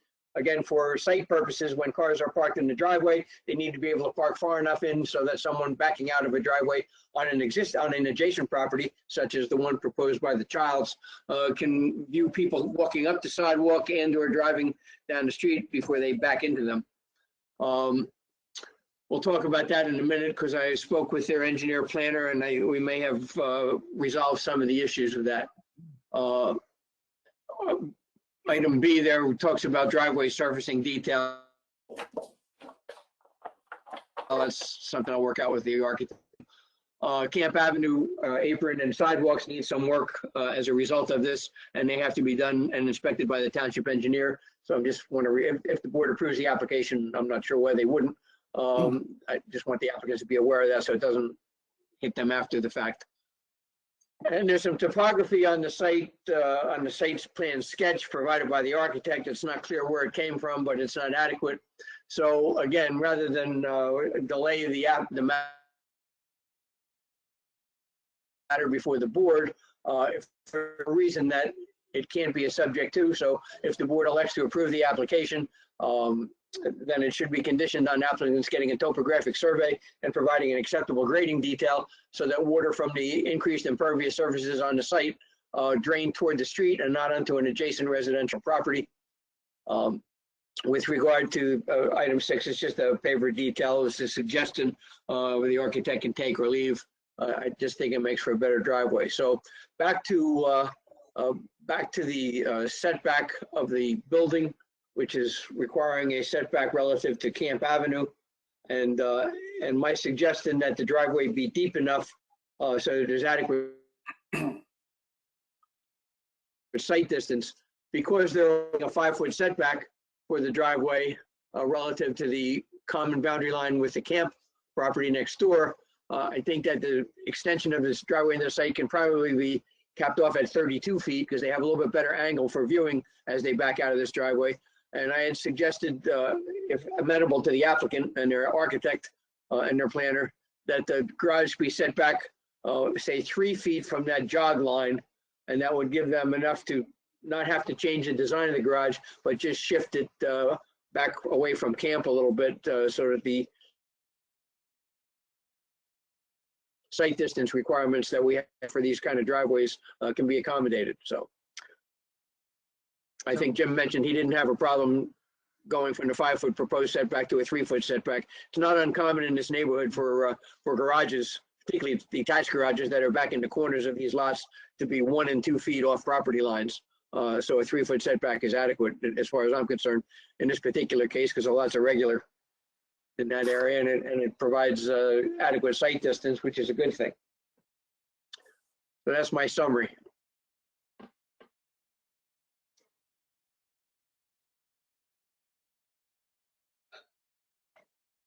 Okay, so Mr. Chairman, shall I take the case back at this time?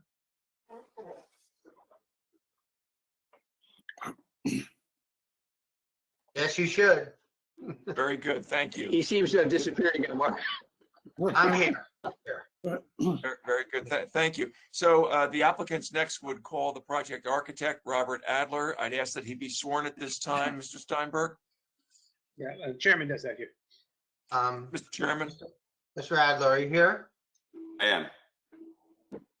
All right. Oh, there you are. Raise your right hand, please. Swear to tell the truth, the whole truth, and nothing but the truth. I do. State your name and address in accordance with the case. Robert W. Adler Jr. My office is at 1049 Broadway in West Long Branch, New Jersey. Have you ever testified before this board before? I don't believe I have. Can you give us some addresses, please? Pardon me? Can you tell us about yourself, please? Yes, absolutely. Received my architecture degree from Cornell University, received my license in New Jersey in 1989, been practicing for 31 years in New Jersey, as well as licenses in several other states. We'll accept your credentials. Thank you. Thank you, Mr. Chairman. Good evening, Mr. Adler. I'm wondering if you can take a moment and review with the board the existing site location, perhaps starting with sheet 9 of your drawings, and then walk through some of the elevations as to what you've heard Mr. and Mrs. Dodge testify to with regard to their design objectives. Absolutely. Can I share my screen? Amy?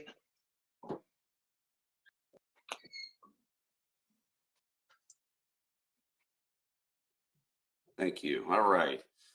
So let me just give you a brief tour of the project. I'm going to skip past some of the existing conditions and so on, just move on to the proposed for brevity. So you can see the existing home right here. Camp Avenue would be on your left in the orientation of this design. We're proposing to create not only a two-car garage that will be attached, but do a little bit of work between the garage and the house. There's all of about 21 square feet being added to the house over in this corner right here. These areas are really a renovation to the existing conditions. There's existing an outdoor stair that goes to the cellar. We're going to reconstruct that to make it work as an access from the garage. And we're creating a mudroom scenario out into the two-car garage. Toward the rear of the garage, then we're creating what we're calling the cabana. It's really a covered porch. The covered porch cabana element is flush with the patio of the pool, and really just an element where the roof lines of the garage kind of extend out over to create this, so it becomes one unified design. The pool is really a moderate pool, 20 foot by 12 feet. It's really not a huge pool. We talked about the in Mr. Higgins' report, he talked about the 4-foot patio around it. It's actually 4 foot when adding the coping. It's a 3-foot patio around the 1-foot coping, just to be clear, but we wanted to show the whole thing as one element. And then we're doing an outdoor fireplace. Can I interrupt you a second? Yeah, Mr. Adler, we have a photograph here that looks like a lovely pool, semi-Olympic size, with we have gazebos. I would believe that this is probably 3 times the size of the property that we're looking at. All right, let's try and re-share the screen here. It was very nice. That was my other screen. I apologize. That's my backyard. Let's go with this one now. There we go. Okay. That would help tremendously. Yeah, this will help understand much better. I'm not proposing all those trellis elements in a smaller pool than that. All right, so just to briefly recap, the two-car garage that I was describing is this area right here. Camp Avenue is over here on the left side. This is the existing residence right here, and we're also doing some renovations between the proposed location of the two-car garage and the portion of the residence that we're not going to alter. We're adding about 21 square feet in this corner so that we can create a small laundry room here as well. And this whole face is an extension then of the existing facade of the building. The existing facade of the building, there's several different setback notes that we've had, and it's 1.17 to the curb right to the lot line right here at this extension on the existing porch.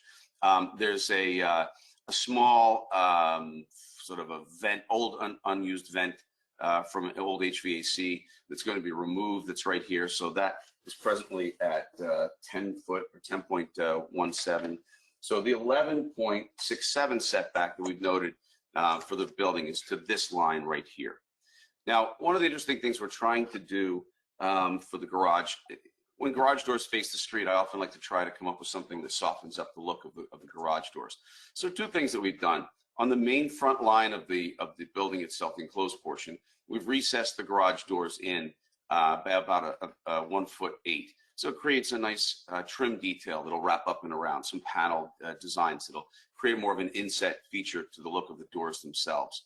And then forward of that, we're actually proposing to construct a small flat roof element here. And that flat roof is one that it's an extension of the flat roof that's right here right now, and it extends out and becomes a even greater setback to the garage doors. So it gives a sort of an illusion of some distance to that. Now, one of the things that I would want to mention is this driveway that's in question. We have a 20-foot wide driveway at the curb cut, and I'll show you that on the site plan in a moment.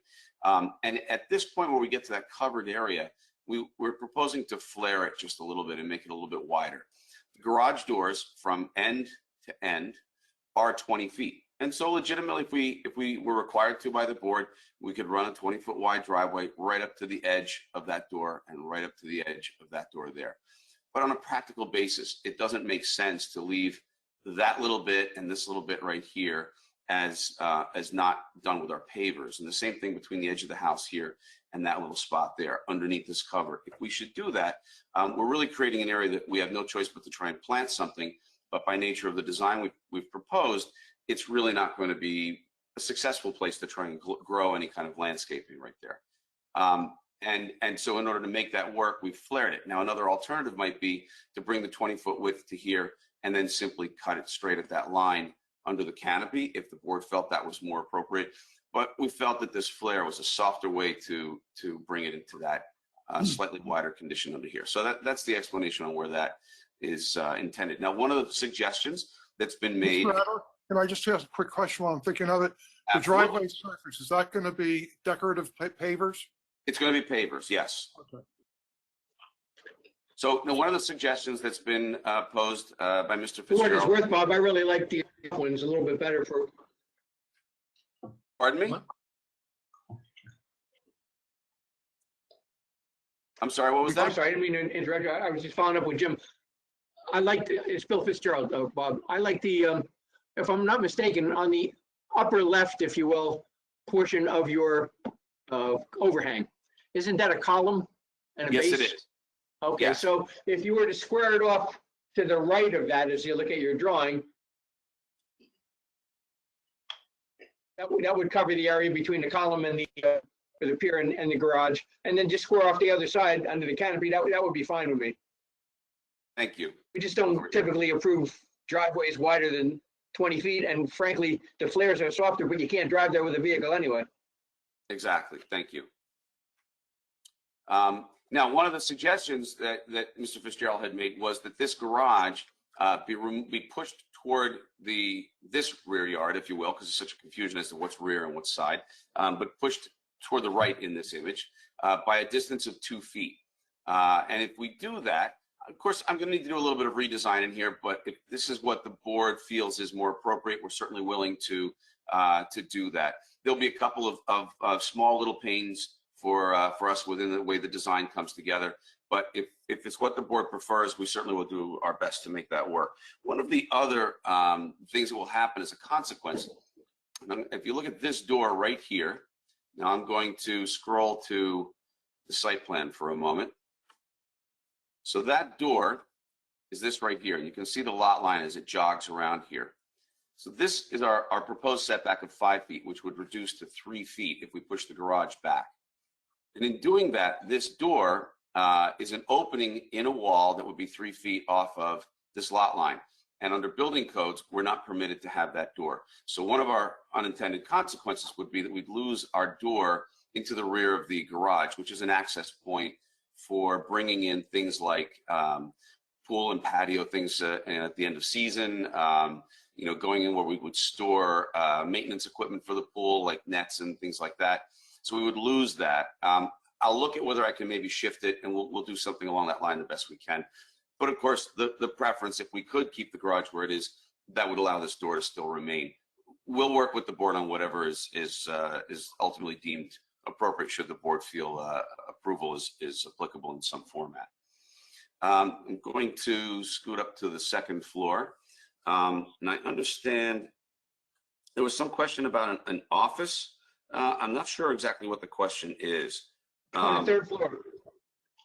On the third floor, you've got a room labeled an office, and the zoning officer indicated that you need to change that to like a study or library. That's what it is. I mean, it's the owner's study, no question. I'll be happy to stipulate. We'll make a change to that. Well, that's it. So we had to call it that, and we're done.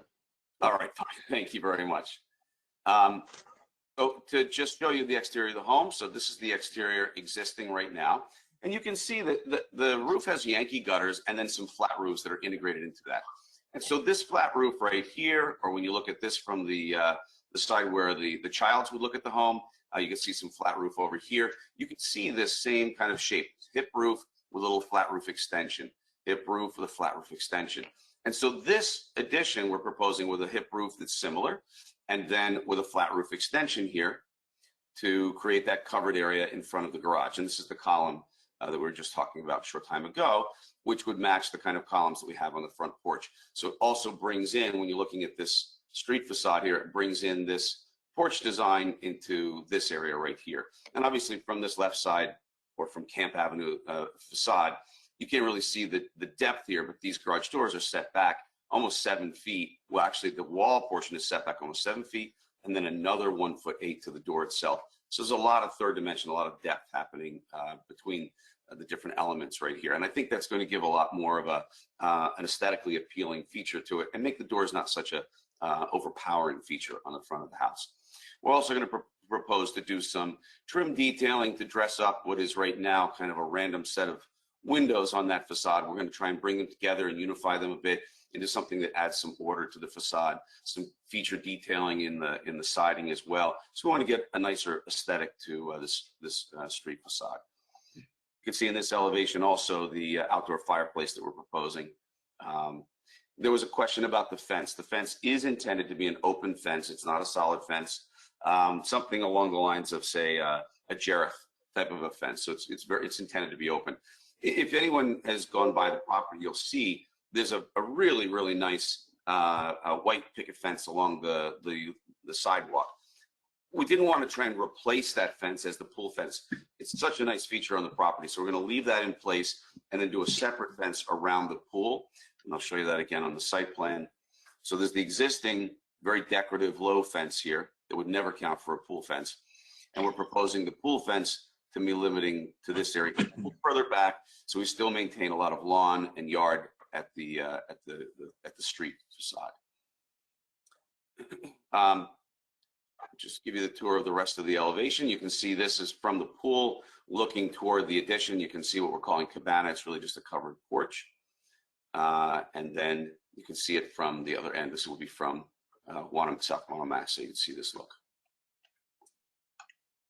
I was going to go through all of the different variances and work through the points of the letter, but Mr. Higgins and Mr. Fitzgerald did such a fine job. I think that would be too repetitive. So I believe that is the limit of my testimony. And I have no further questions for Mr. Adler. Thank you, Mr. Adler. Thank you.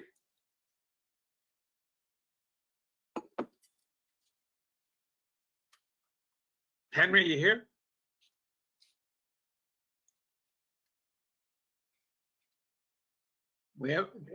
Is Henry on? He's there. He's there. He's on, but his microphone isn't working, Mark. And Brian is on, but I can't hear him. He keeps playing with it, but for whatever reason, we can't hear him. Anybody on the board have any questions of the architect? I think I have a question. Good. Russ does. Go ahead, Russ. Yeah, if you could show us the garage again on that plan.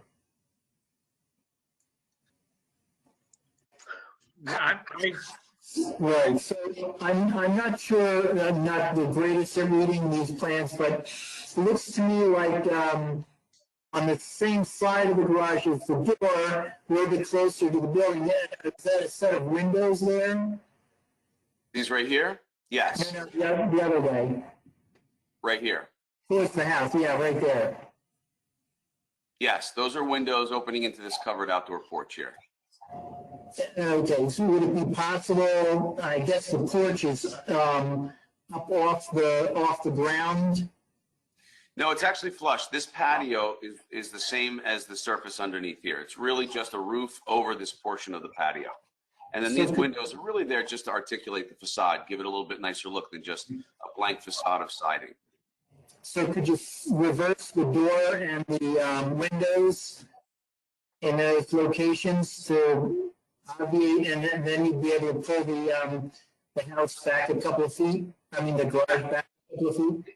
It's not a bad idea. It may be that the door might go in here somewhere and one window, or if the door might shift over, I'll have to see if I can get it far enough from where the lot line is. Remember, it's about 5 feet off of it, or 5.8 feet off of this point here. So I might be able to shift it here and keep it far enough away that we'll still comply. And I may have to work that out with the building inspector as well to be sure that he's comfortable. We'll find a solution. Okay, that's all. Thank you. I have a question, and I guess it goes with Bill's. Right now, what's the depth of the driveway you propose? The depth of the driveway. So From the meaning curb. length. The length from the curb on Camp, I guess it is, right? It's about 30 feet from the curb line to the face of the doors. But you want it to And, be. and typically, go ahead. About 40 feet from the curb right now to the face of the existing garage that we're proposing to raise. No, with the new garage, it'll be 30 feet. The distance right now from the curb line. Okay. Okay. If we move it back 2 feet, we'll be at 32 feet from the curb line to the garage doors. Okay, and I That's fine. believe, so Bill said it's gonna be 32 feet from curb to garage door. And then you're gonna have to move, you're either gonna shorten the garage or move it back 2 feet. Or They're gonna move it back 2 feet, yeah. or a 3-foot setback as opposed to 5, right? Correct. Okay. Correct. That's fine. And you'll work out the details otherwise, but I think that would be the board's requirement, as suggested by our professional. Absolutely. Yes. I would just want to say, I would vote for, I would approach to approve without moving the garage. I'm going from 30 feet to 32 feet, and straightening that way, then going 2 feet closer to the property line for the other people. I don't know why we would. The issue is site Number one, I'm distances. not sure. I don't really see what that gets anybody. And number two, if whoever has that lot that we would be then moving it closer to, I know if I was in that lot and I went from being able to have maybe a garage 5 feet away from my property line to, the board moving it closer and not having the opportunity to know that, I might have a problem with that. Okay, well, where I have the problem is with the site distance along Camp Avenue, which is a public street. That has to trump other issues.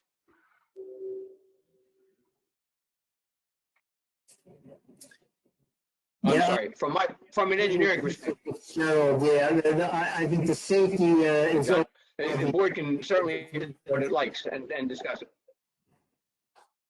Can you explain that further? Because the garage will be further back than the houses, right? On either side. It's further back than the house now. Yeah.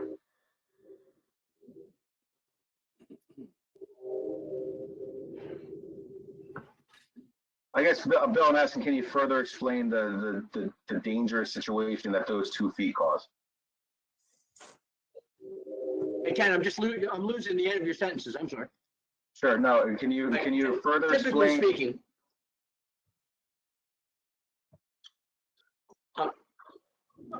Okay. So typically speaking, John, a site triangle for an intersection, and a driveway is an intersection with a street, okay, is measured from 15 feet behind the curb line. And with these lots where we have driveways on adjacent lots,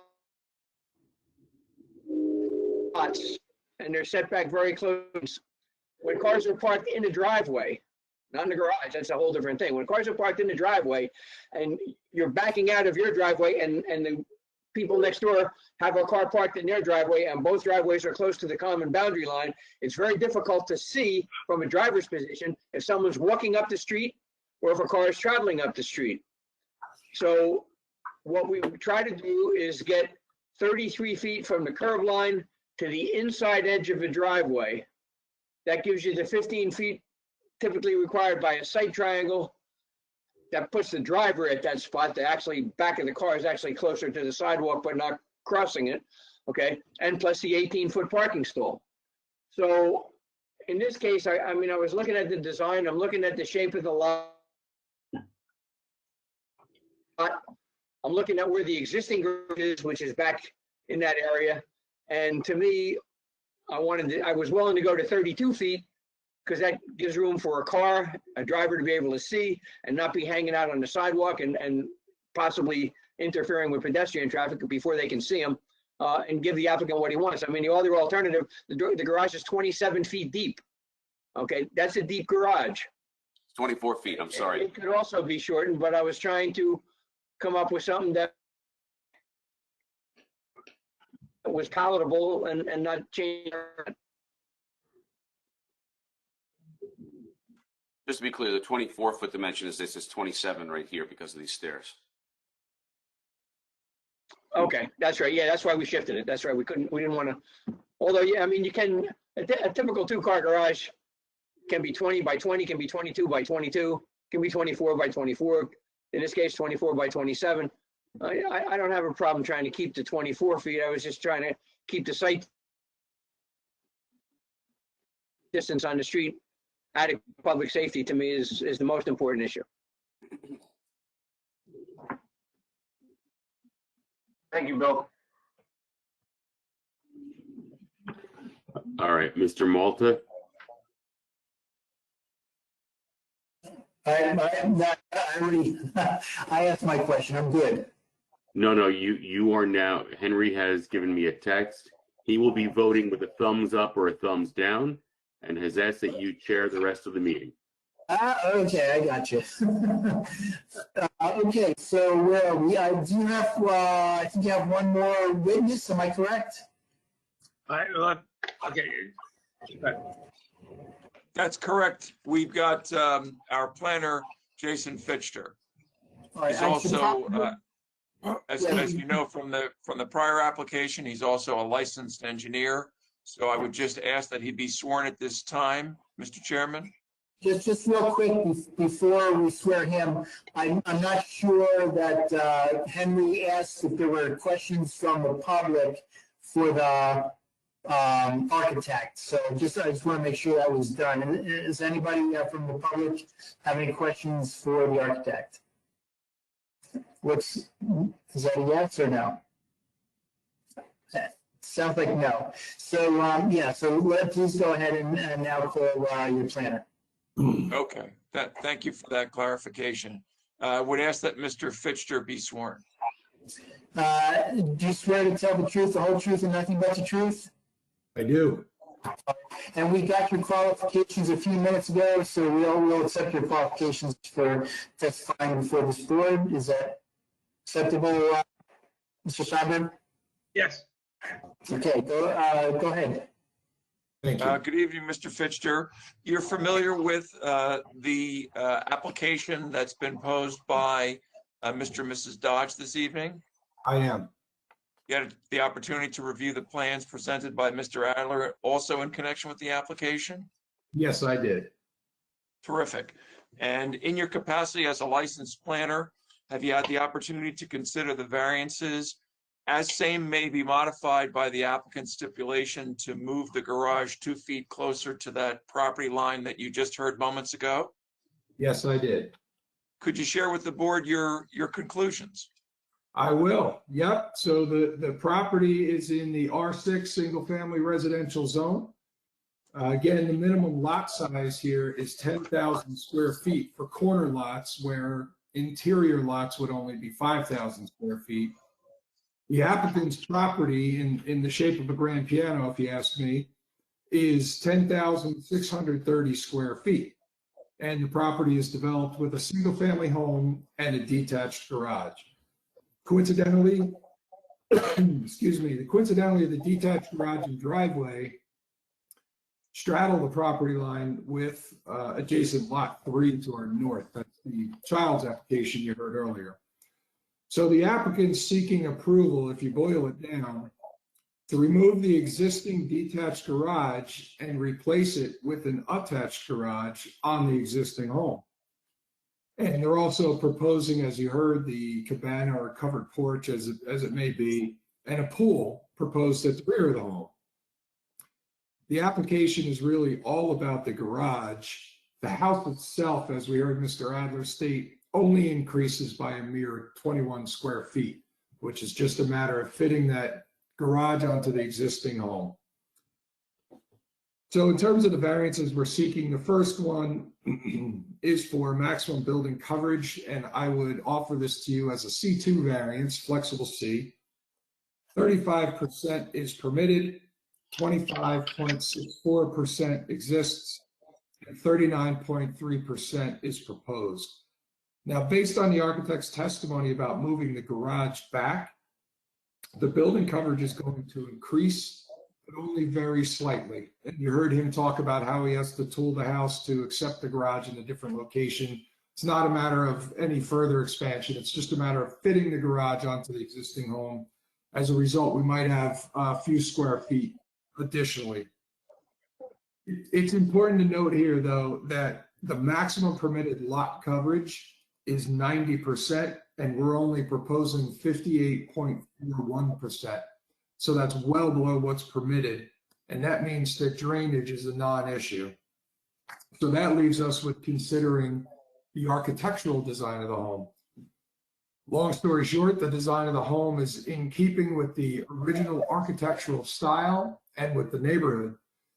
The driving force behind the addition is that the neighbors mutually want to eliminate that shared detached garage, and the applicant would like to continue to enjoy the benefit of having a garage, so they're proposing one attached to the existing home.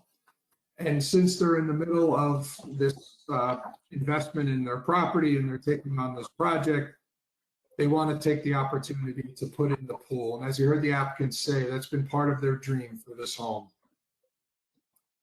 Overall, I would say that the architectural design of the home is exceptional, and I believe that if built as designed, would truly be an asset to the neighborhood. The next variance we're seeking is a secondary front yard, which I believe has more of a hardship tone to it, although I'll offer some testimony under the C2 criteria as well. 30 feet is required. Now, you heard Mr. Adler go through the various front yard setbacks from Camp Avenue. Just to summarize, 1.17 feet to the porch, and that's proposed to remain. 10.17 feet to that vent, which is proposed to be removed. And then 11.67 feet to the main house structure, which is proposed to remain. In the proposed condition, again, that porch remains at 1.17 feet. And then the main house structure at 11.67 feet remains. And then the proposed garage is set back on the original plans 18.5 feet, which is further than the existing house. And now by moving the garage back an additional 2 feet, the garage doors are now set back 20.5 feet.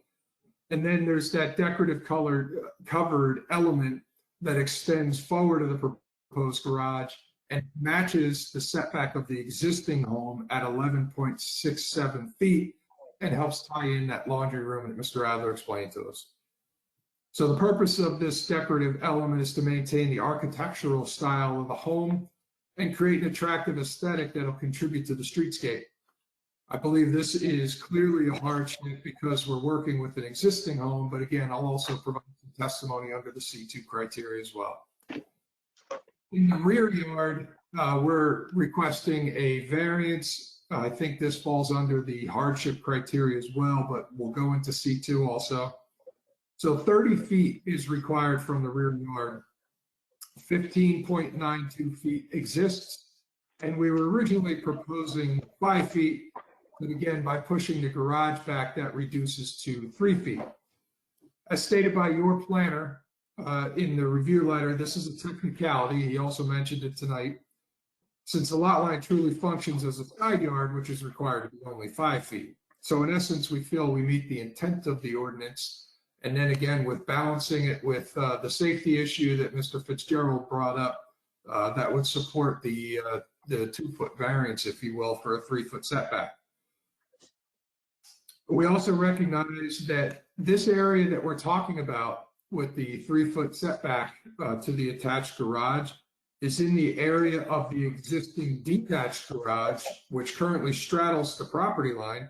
So really, this is a tremendous improvement to begin with.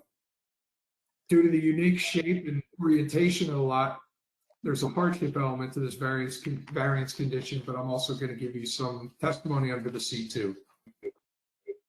Next is driveway width, and I'll offer this to you as a C2 variance. The maximum permitted 20 feet. We're proposing 20 feet for a distance of about 12 feet from the curb. There we go. And then it widens out to 24.5 feet at the garage. And we discussed this earlier, some discussion between Mr. Adler and Mr. Fitzgerald, and applicant agrees that we'll bring the driveway in at 20 feet wide and at about the column, and the existing face of the home will square it off. Next is two variances related to the accessory structure setback requirement of your ordinance, and I'd offer this to you as a C2. You require a 10-foot setback. We're proposing 6 feet to the proposed pool patio and 5.67 feet to the proposed cabana.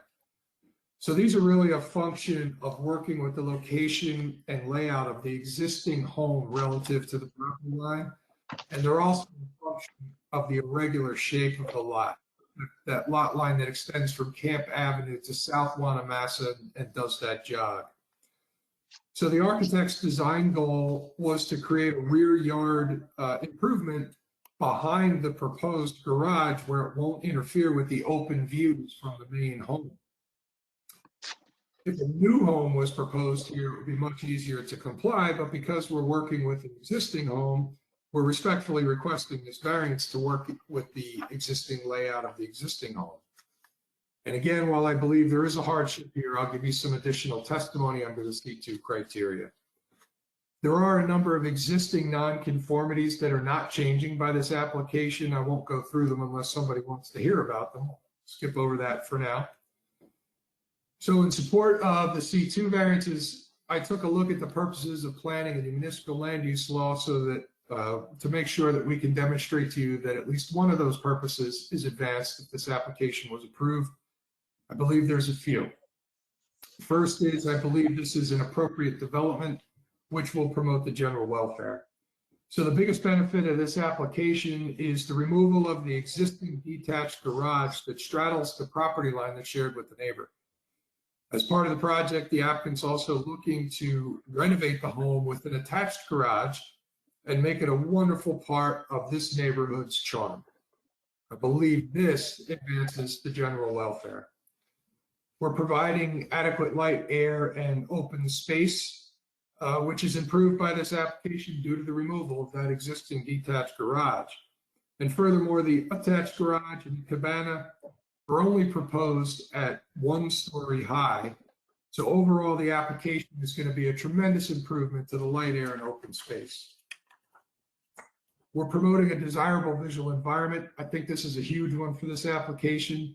The applicant and the architect gave a lot of thoughtful consideration to the design of this renovated home, and they wanted to be sure to maintain its existing architectural style as well as its charm, and also make it a true asset to the neighborhood. The architectural plans that were presented tonight show how these objectives were achieved, and of course, again, removal of the existing detached garage is a great improvement to the visual environment. And then lastly, I believe that if approved, the property values in the neighborhood would be conserved. So removing the existing detached garage, that is a huge benefit to property values in the neighborhood.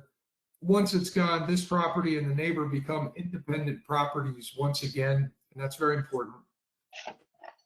And once the detached garage is removed, it makes sense to continue to provide a garage for vehicles and storage, and garages are expected by most single-family homeowners, so it's important that a garage be available at this lot to maintain its value. I think it's safe to say that if this application was approved, the property values in the neighborhood would be conserved, if not improved. So talk about the negative criteria now. The variances that we're requesting for the front yard, the rear yard, and the accessory structure setbacks are all related to that northern property line. And this is where the existing detached garage is located. So even with the variances that we're requesting, there's going to be a significant improvement along that property line, because now it won't have a building sitting on that property line. So in other words, despite these variances, I think that the neighbors are going to notice a great improvement. We feel the driveway variance we're requesting is a minor request. We feel that it would look better. We don't see any adverse impact to the public. And it's also a variance condition near the house where the driveway itself out. The building coverage variance is a result of eliminating the detached garage and replacing it with an attached garage. And since the applicant's committing to this significant improvement, it made sense for them to complete their dream for this property and make it a true asset to the neighborhood. Your land development ordinance states 14 purposes which mirror the purposes of the municipal land use law. And I went through those a couple of minutes ago, specifically the ones that I feel are advanced by this application. And that essentially satisfies the second prong of the negative criteria. So with all of this considered, if the application was approved, I believe it would not cause a substantial detriment to the public good and would not substantially impair the intent and purpose of the zone plan. And at the danger of sounding repetitive, I like to point out, as you consider the negative criteria, that you're not just looking to see if approving the application would cause a detriment to the public or an impairment to the zone plan. You're looking to see if it would cause a substantial detriment or a substantial impairment. And I don't believe this application rises to the level of substantial in either case. And on balance, I believe that the benefits of this application would substantially outweigh its detriments, giving you the ability to approve this application with confidence. And that's all I have. Thank you. Thank you, Mr. Fitcher. Mr. Chairman, no further questions of Mr. Fitcher at this time. Just Mark Akins, are we complying with the fence height and swimming pool fence height variance? We are in that Mr. Adler stipulated that it would be an open fence, something along the typical Jareth metal fence that that one typically sees in the context of swimming pools. Yes, and that would be at, I believe, 4 feet in height. Mr. Adler testified, with the maximum under your ordinance is 5 feet, as I recall. Well, we permit a 4 feet pool fence also. So that variance that's set forth in Mr. Higgins' report is withdrawn, basically. Yes, that's correct. Okay, I got it. Put a big X to it. I'm good. Thank you. Does any member of the board have any questions for? I've got a question. How will moving the garage back 2 feet affect the overhang? You're talking. That may be the architect has to answer that. Yeah, yes, thank you. I would like to keep the front of the overhang where it is. So if we move the garage back, the depth of this overhang would increase. And that's why Mr. Fitcher mentioned that in moving the garage back, we would slightly increase the building coverage number. The reason for that is if you look at this elevation here, you can see that roof overhang is also a part of the roof of this portion of the house, the main house. And so if we push it back, it's not going to be consistent with that. It won't flow with that line. So I think it's important that we keep that depth as it is. So what is presently proposed as 6'10" from the edge of that overhang to this point here, plus the 1'8" to the doors, that 6'10" would increase to 8'10". Right, but what would be the setback from the street? What's your variance? Well, the setback from the street is still measured to that line there of the 11.67, so that wouldn't change. It would be the distance from the garage doors themselves to the curb that we're really working with the change. No, I understand that, Rob. That's fine. I just wanted them to be aware of the variance front setback. Of course. Do we have an idea of approximately the additional square footage for lot coverage? I can put it in a resolution. I will give you that. Because you're making the overhang larger since it's a covered area, it becomes. Right, so this is 24.5 feet long. So if we add 2, that's 49 square feet right there. The only thing I would suggest is that in the course of pushing all of this back, where this angled element is right here, it could cause some additional square feet. So I would request that of the 49 we add here, we have permission to add maybe another 10 or 15 square feet as this adjusts. Just the freedom to it. I'm not going to be looking to do it. We're not trying to increase it, but I think the process of pushing it back may have that unintended impact. So do you think, okay, so you're going to add, so you're going to have 31, 28, and another 49, which is 17, 7, 31, 77. So could we, if I just did that right, so that we would have a maximum of no more than 3,200 square feet? Would that work? Oh, that would work for sure. We would not exceed that. And what percentage would 3,200 be for lot coverage? No? Is that an easy calculation? Jason, do you have the lot area in front of you? 10,600. So it's 10,630 is the answer. And we do the 75%, and then we said 3,200 square feet. Yeah, just give me that number. We'll have lot coverage no greater than that. Does that work for Bill? Is that okay? Jim? So that Works for me. Okay. 3.14. Yeah, that's more Jim than me. Sorry? What would that number be? 40.14. Okay, so that if the board were to grant the application, they were going to move the garage back and do a little, they would have no greater than 40.14% lot coverage or 3,200 square feet. Is that okay, Jim? Yes, it's fine with me. That way we don't have to, we can pass it with numbers if we decide to move it. Okay, I'm good. I'm good for resolution. Thank you. Whatever the board wants. Any other questions from the board? I have one quick Can you hear me question. now? We can hear you now. I just have a question. I want Russ to continue because there's something wrong with my sound card. Okay? Where are we with the driveway width? The applicant offered to keep it at 20 feet up to the overhang and then spread out. Is that correct? Somebody? Right. That's my recollection. That was my suggestion, Henry.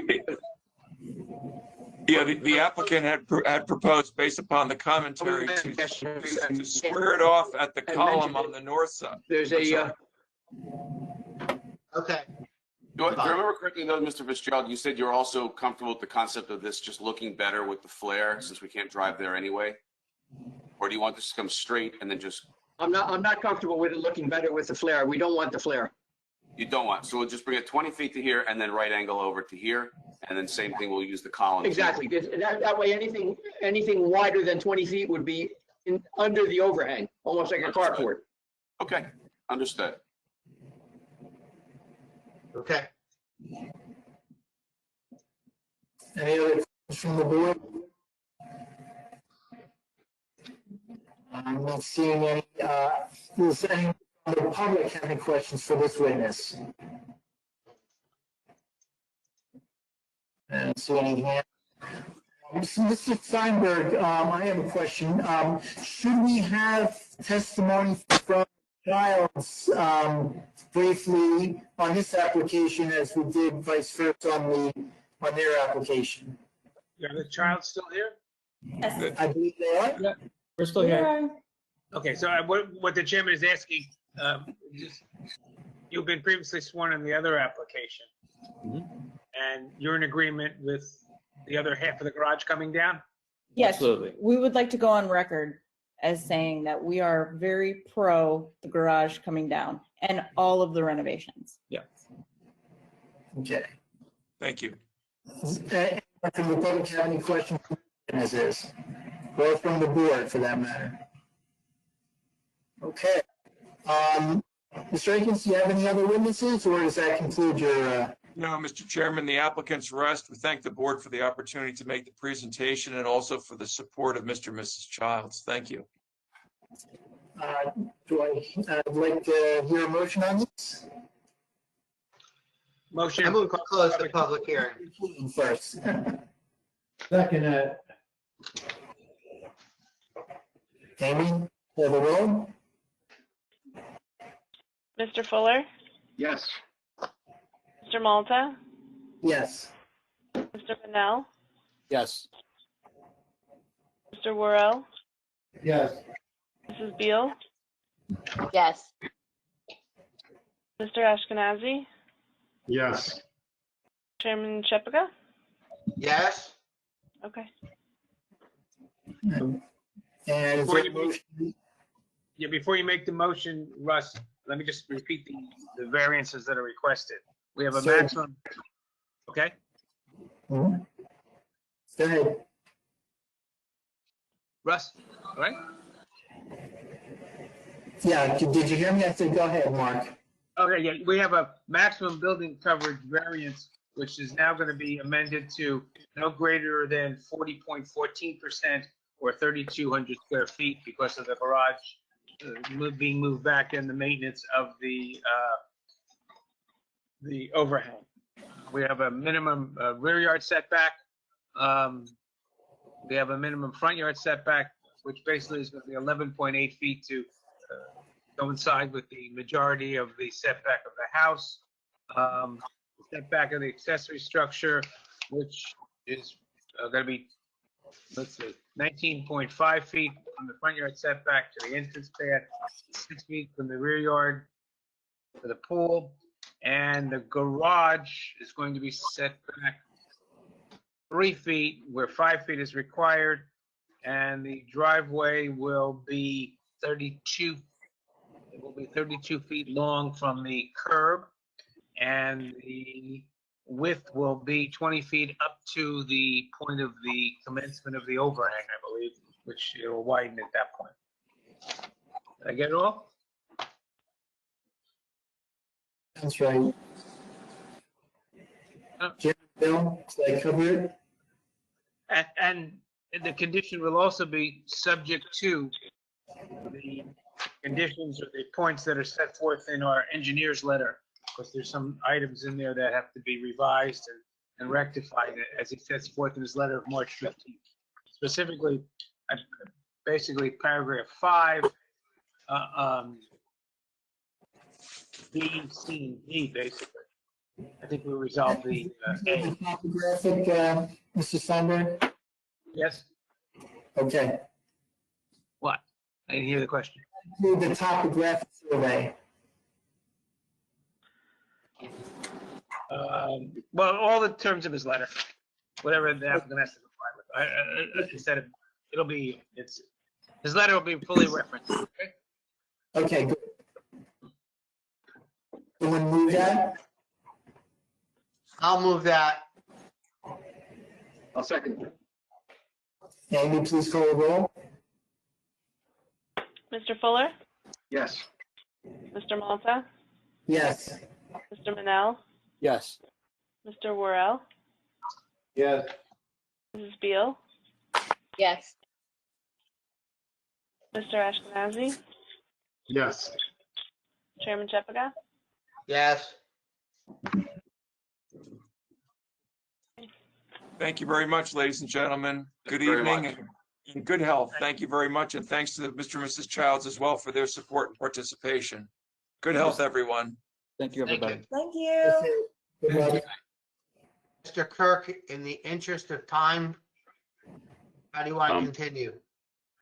Although I would go until 1 o'clock in the morning, I believe that the best action would be to hear the next case of Russo for certification, but the last two would have to be moved to the next meeting.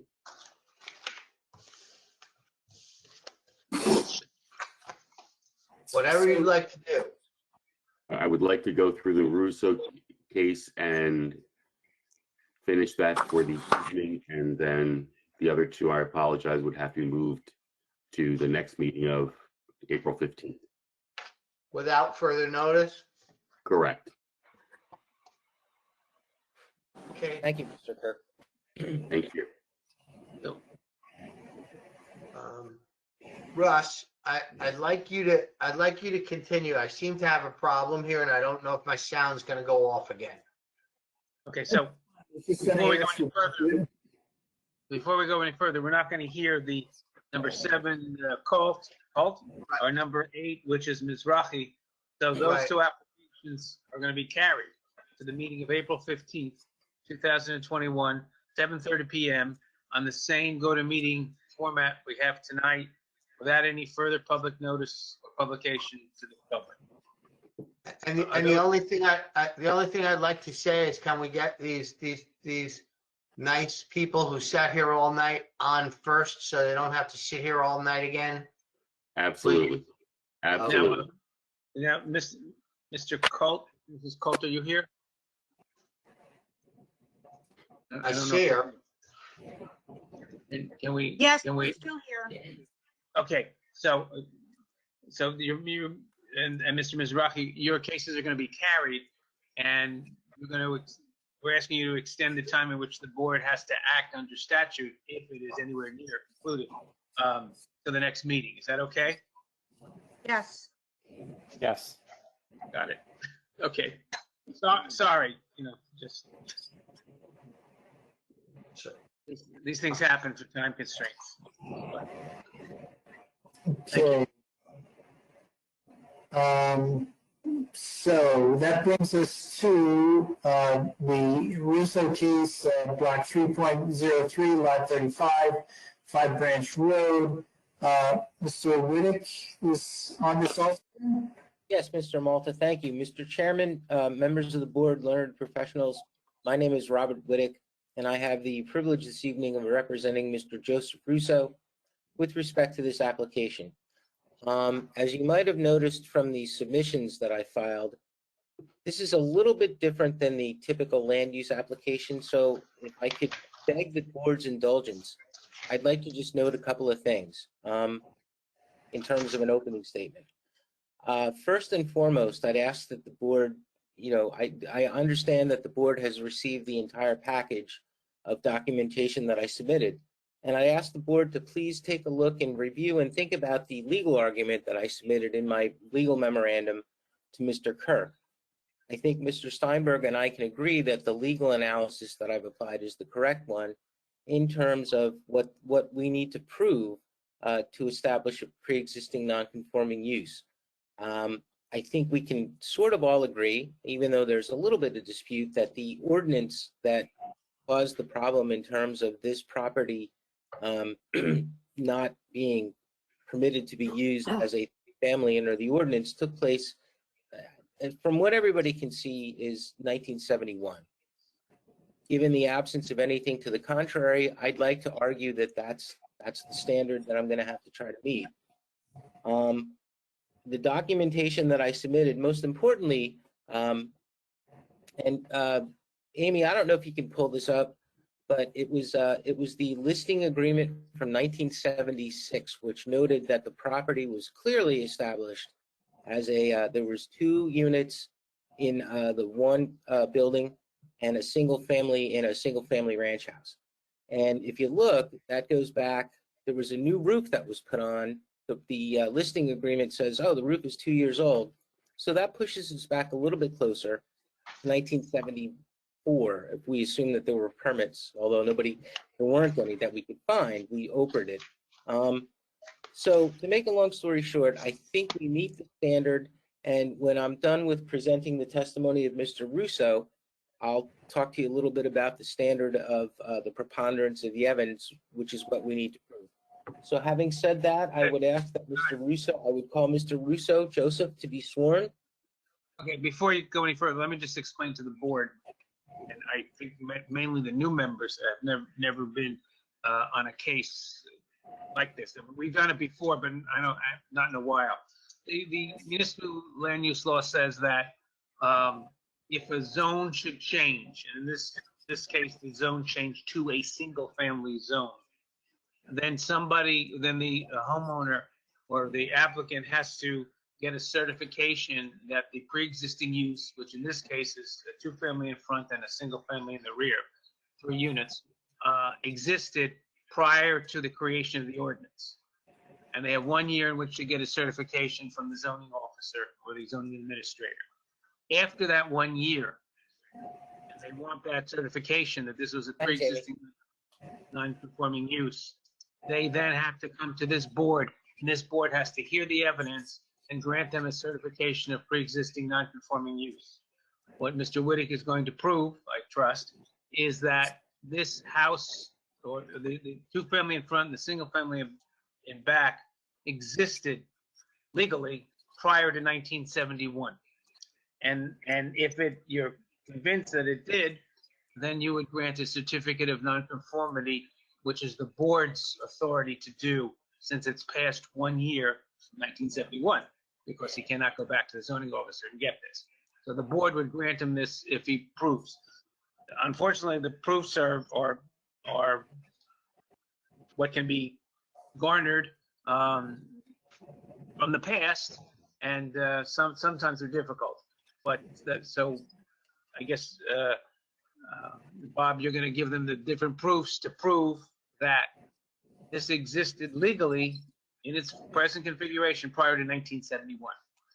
And I went over this with Jim, and Jim feels that the ordinance most likely was 1971, which changed this from, we don't know what was zoned before, do we, Jim? No. No, but at least it became a single-family zone, we believe, in 1971. So we'll assume that whatever was there was legal prior to 1971, and that has to be proven to the board tonight. Yours, Bob. Thank you, Mark. Mr. Russo, has Mr. Russo been One second, I don't think I swore him in yet. You called him, and that's when Mark jumped in. So, Mr. Russo, if you could raise your right hand, please. Do you swear that you give will be the truth, the whole truth, and nothing but the truth? I do. Okay, please continue, Mr. Whittick. Thank you, Mr. Malta. Mr. Russo, are you the owner of the subject property of this application? Yes, I am.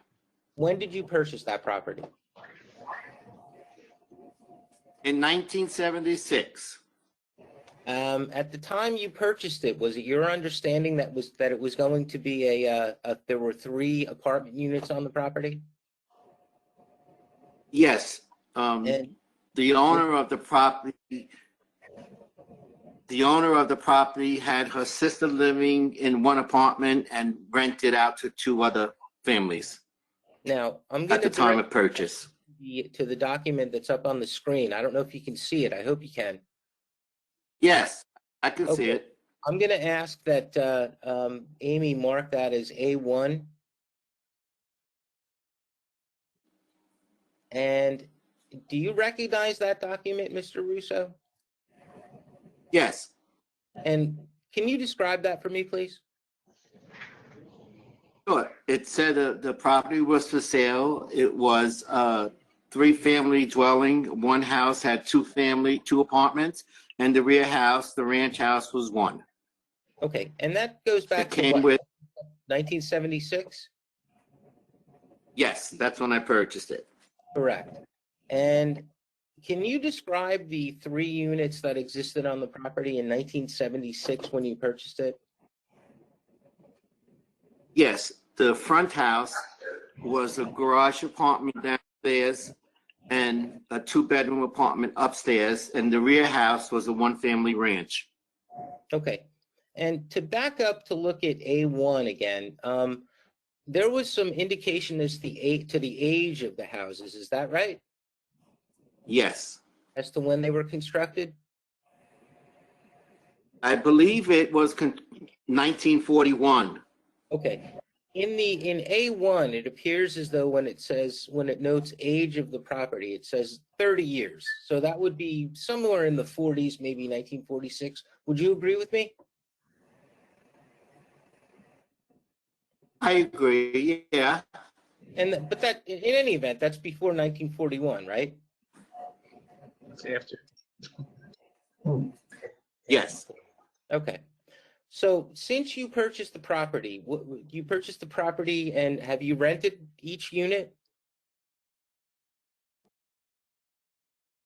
Yeah, well, I lived in the ranch house for like 4 years, but I rented the 2 apartments in the other house. Okay. And did you always obtain, when you purchased the property, how many certificates of occupancy did you receive? 3. And every time that you rented each unit in the property, in the premises, did you always obtain a certificate of occupancy? Of course. Yes, I did. And the gentleman, Joe Valentino, was the inspector at the time who did the majority of my COs. How many utility hookups are there for each unit in terms of electric, gas, water, what have you, sewer? they all have their own electric units. It was a little strange. In this two apartments, upstairs was bottled gas for the stove, and downstairs was regular gas and gas heat. How about the electric? So everybody had, yes, and the electric all separate. Okay.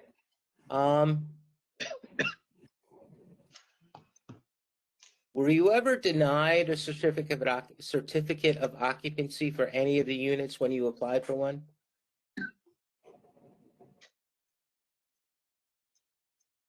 No. Did there come a point in time when you came to learn that the Township of Ocean was objecting to your use as the premises as a three-family?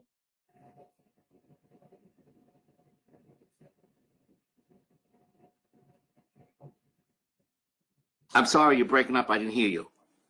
At some point in time, did you become aware that the Township of Ocean was objecting to the 3 apartments that were on your property?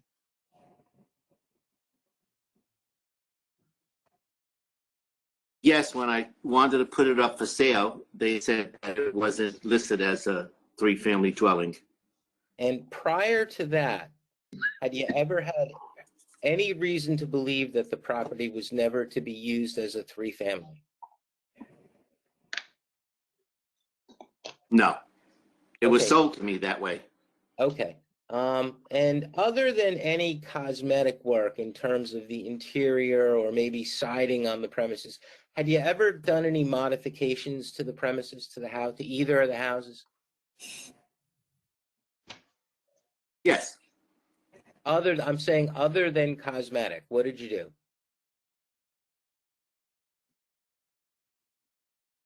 Well, in the back house, it was oil heat, and I replaced the oil heat to gas heat. And then in the front, I replaced the heating system to a new heating system because I replaced the new heating system because it dead on me. Okay. Amy, can I ask you to put up A3 to A21, A12, please?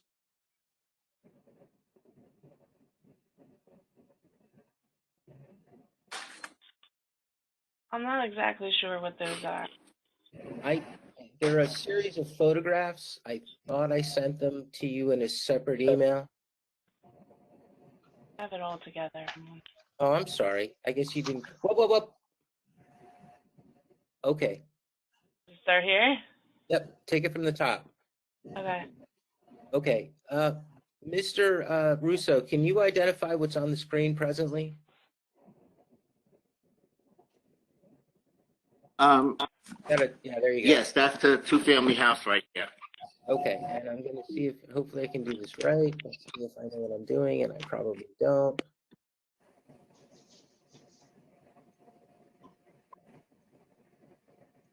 Amy, how do I switch this to the next screen? You have to present it. Oh, I do. Do you Okay. have it? Do you have it?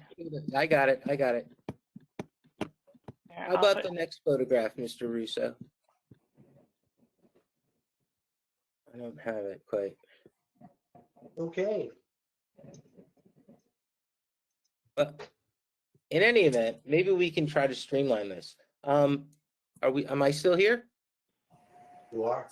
I'm here, but Are you there? So we submitted a series of photographs, and let's talk about some of the items that were depicted because they're part of the record. Okay, could we get these marked? I don't know how we marked them. So A1 was the listing agreement. That's as far as I got on markings. Right. And then the photographs kind of went south in terms of me trying to get those up on the screen. Okay, but how many photographs you have? I have, let's see. I have A13 to A21, which is the 2-family, or strike that, A3 to A12, which is the single family. And then there's A13 to A21, which is the 2-family. When Amy gets a chance, she can mark those. What's A2? I missed A2 someplace. A2 is the kitchen in the apartment on the second floor. Bob, you said, wait a I second. skipped one, Mark. I was gonna put in as A1 my letter to Mr. Kirk, to Ron Kirk, but I started off with A1, which should have been A2, which was the listing agreement. So we're gonna leave the listing agreement as A1 and we'll label the letter as A2. Okay? That's fine, because the letter is what it is. Okay, we got that. So Okay. eventually, the 3 to 12 will be labeled as pictures of the Photos of single of the single family, family, and 13 to 21 will be photos of the two family. two family, right? It's also all in your packet. Yeah, we have them. Right. So let's give poor Amy a chance to work through these things. Amy, let me know when you're ready. Yeah, they're all in order here, so. Okay. So, Mr. Russo, can I direct your attention to A3 through A12? And if you could describe those, please? This is the living room on the second floor apartment. Mm-hmm. And what else do we have? This is the bathroom on the second floor apartment. Okay. And what else?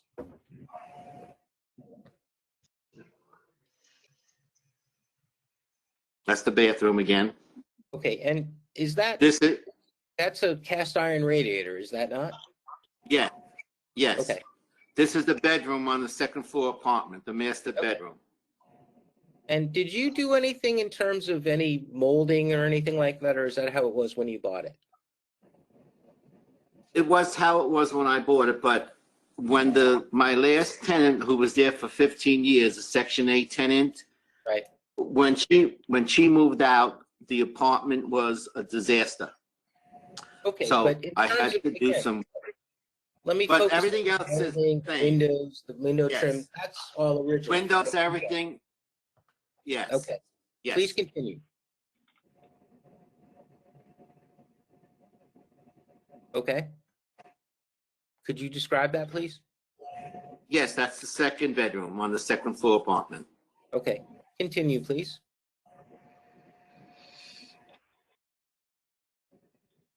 And what's that? That's the rear house.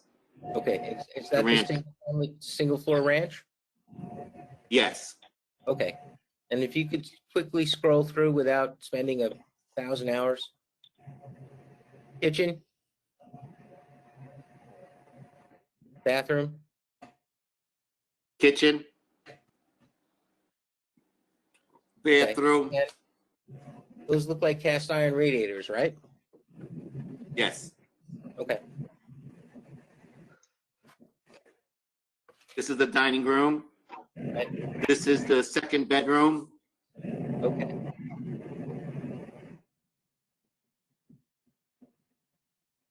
That's the dining room. Okay. And that arch, that's the basement. Okay. And again, Mr. Russo, there's 3 separate utility hookups for each unit. Yes. So would it be fair That's to the say first that floor apartment. you have absolutely no reason in the world to suspect that these houses have ever been used as anything other than a 2-family and a single family? Is that fair to say on the same lot? Yes, correct. Okay. Members of the board, that's all I have. Mr. Wycheck, I have a question. Can you hear me? Yes, I can. Okay. In the interest of time, I've been here a long time, and so has everybody else, and we've done this before. Before Mr. Russo owned the property, do you have any idea who owned it before and how many years he owned it? I could tell you who her name was. Yeah, I have the deed. I don't know how long they've owned it, but if you can bear with me for just 1 second. Well, I'm also asking Mr. Russo. He went from oil heat to gas heat. And I remember there was a case once, I think it was a Mr. Serrano who dated the gas, dated the heating system back to the 40s. Mr. Higgins, if you remember that. Yeah, in fact, in my report, I talk about the fact that those radiators are the same radiators that were in the house I grew up in, which was constructed well before 1940. So in fact, and there's information that indicates that at least one of these buildings was constructed in 1941. And the fact that the radiators are in both buildings, I would say they probably were both constructed back in the 1940s. So I know Russ is the chairman now, but in the essence of time, Mr. Higgins and Mr. Fitzgerald, do you think that these houses have been there and the structures were there way before zoning? It's my opinion they were there before there was even zoning, much less before 1971. Okay.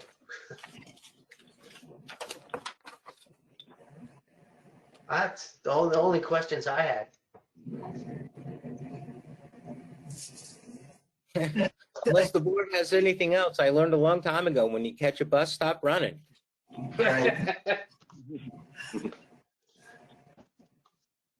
Does anybody else from the board have any questions?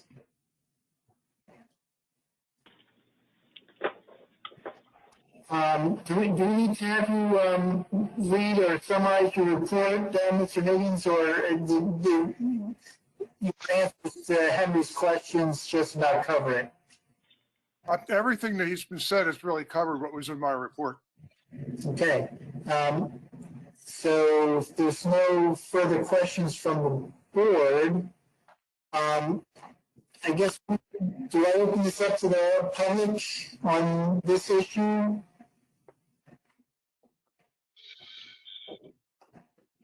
Doesn't sound like that. I don't hear anybody from the public weighing in any event. So I guess I can entertain a motion. Yeah, I was going to say, I'd ask for a motion, Mr. Malta. Okay. I make a motion to close the public hearing. So second? Amy? Mr. Fuller, Yes.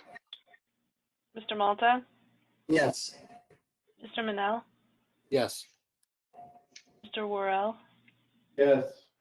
Mrs. Beal, Yes. Mr. Ashkenazi, Yes. Chairman Shephaka. Yes. Is there a motion to certify tonight?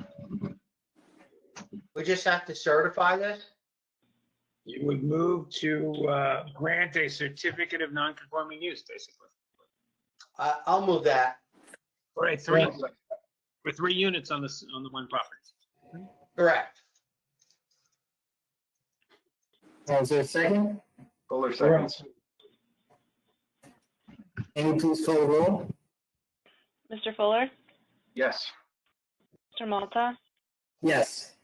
Mr. Manel, Yes. Mr. Worrell, Yes. Mrs. Beal, Yes.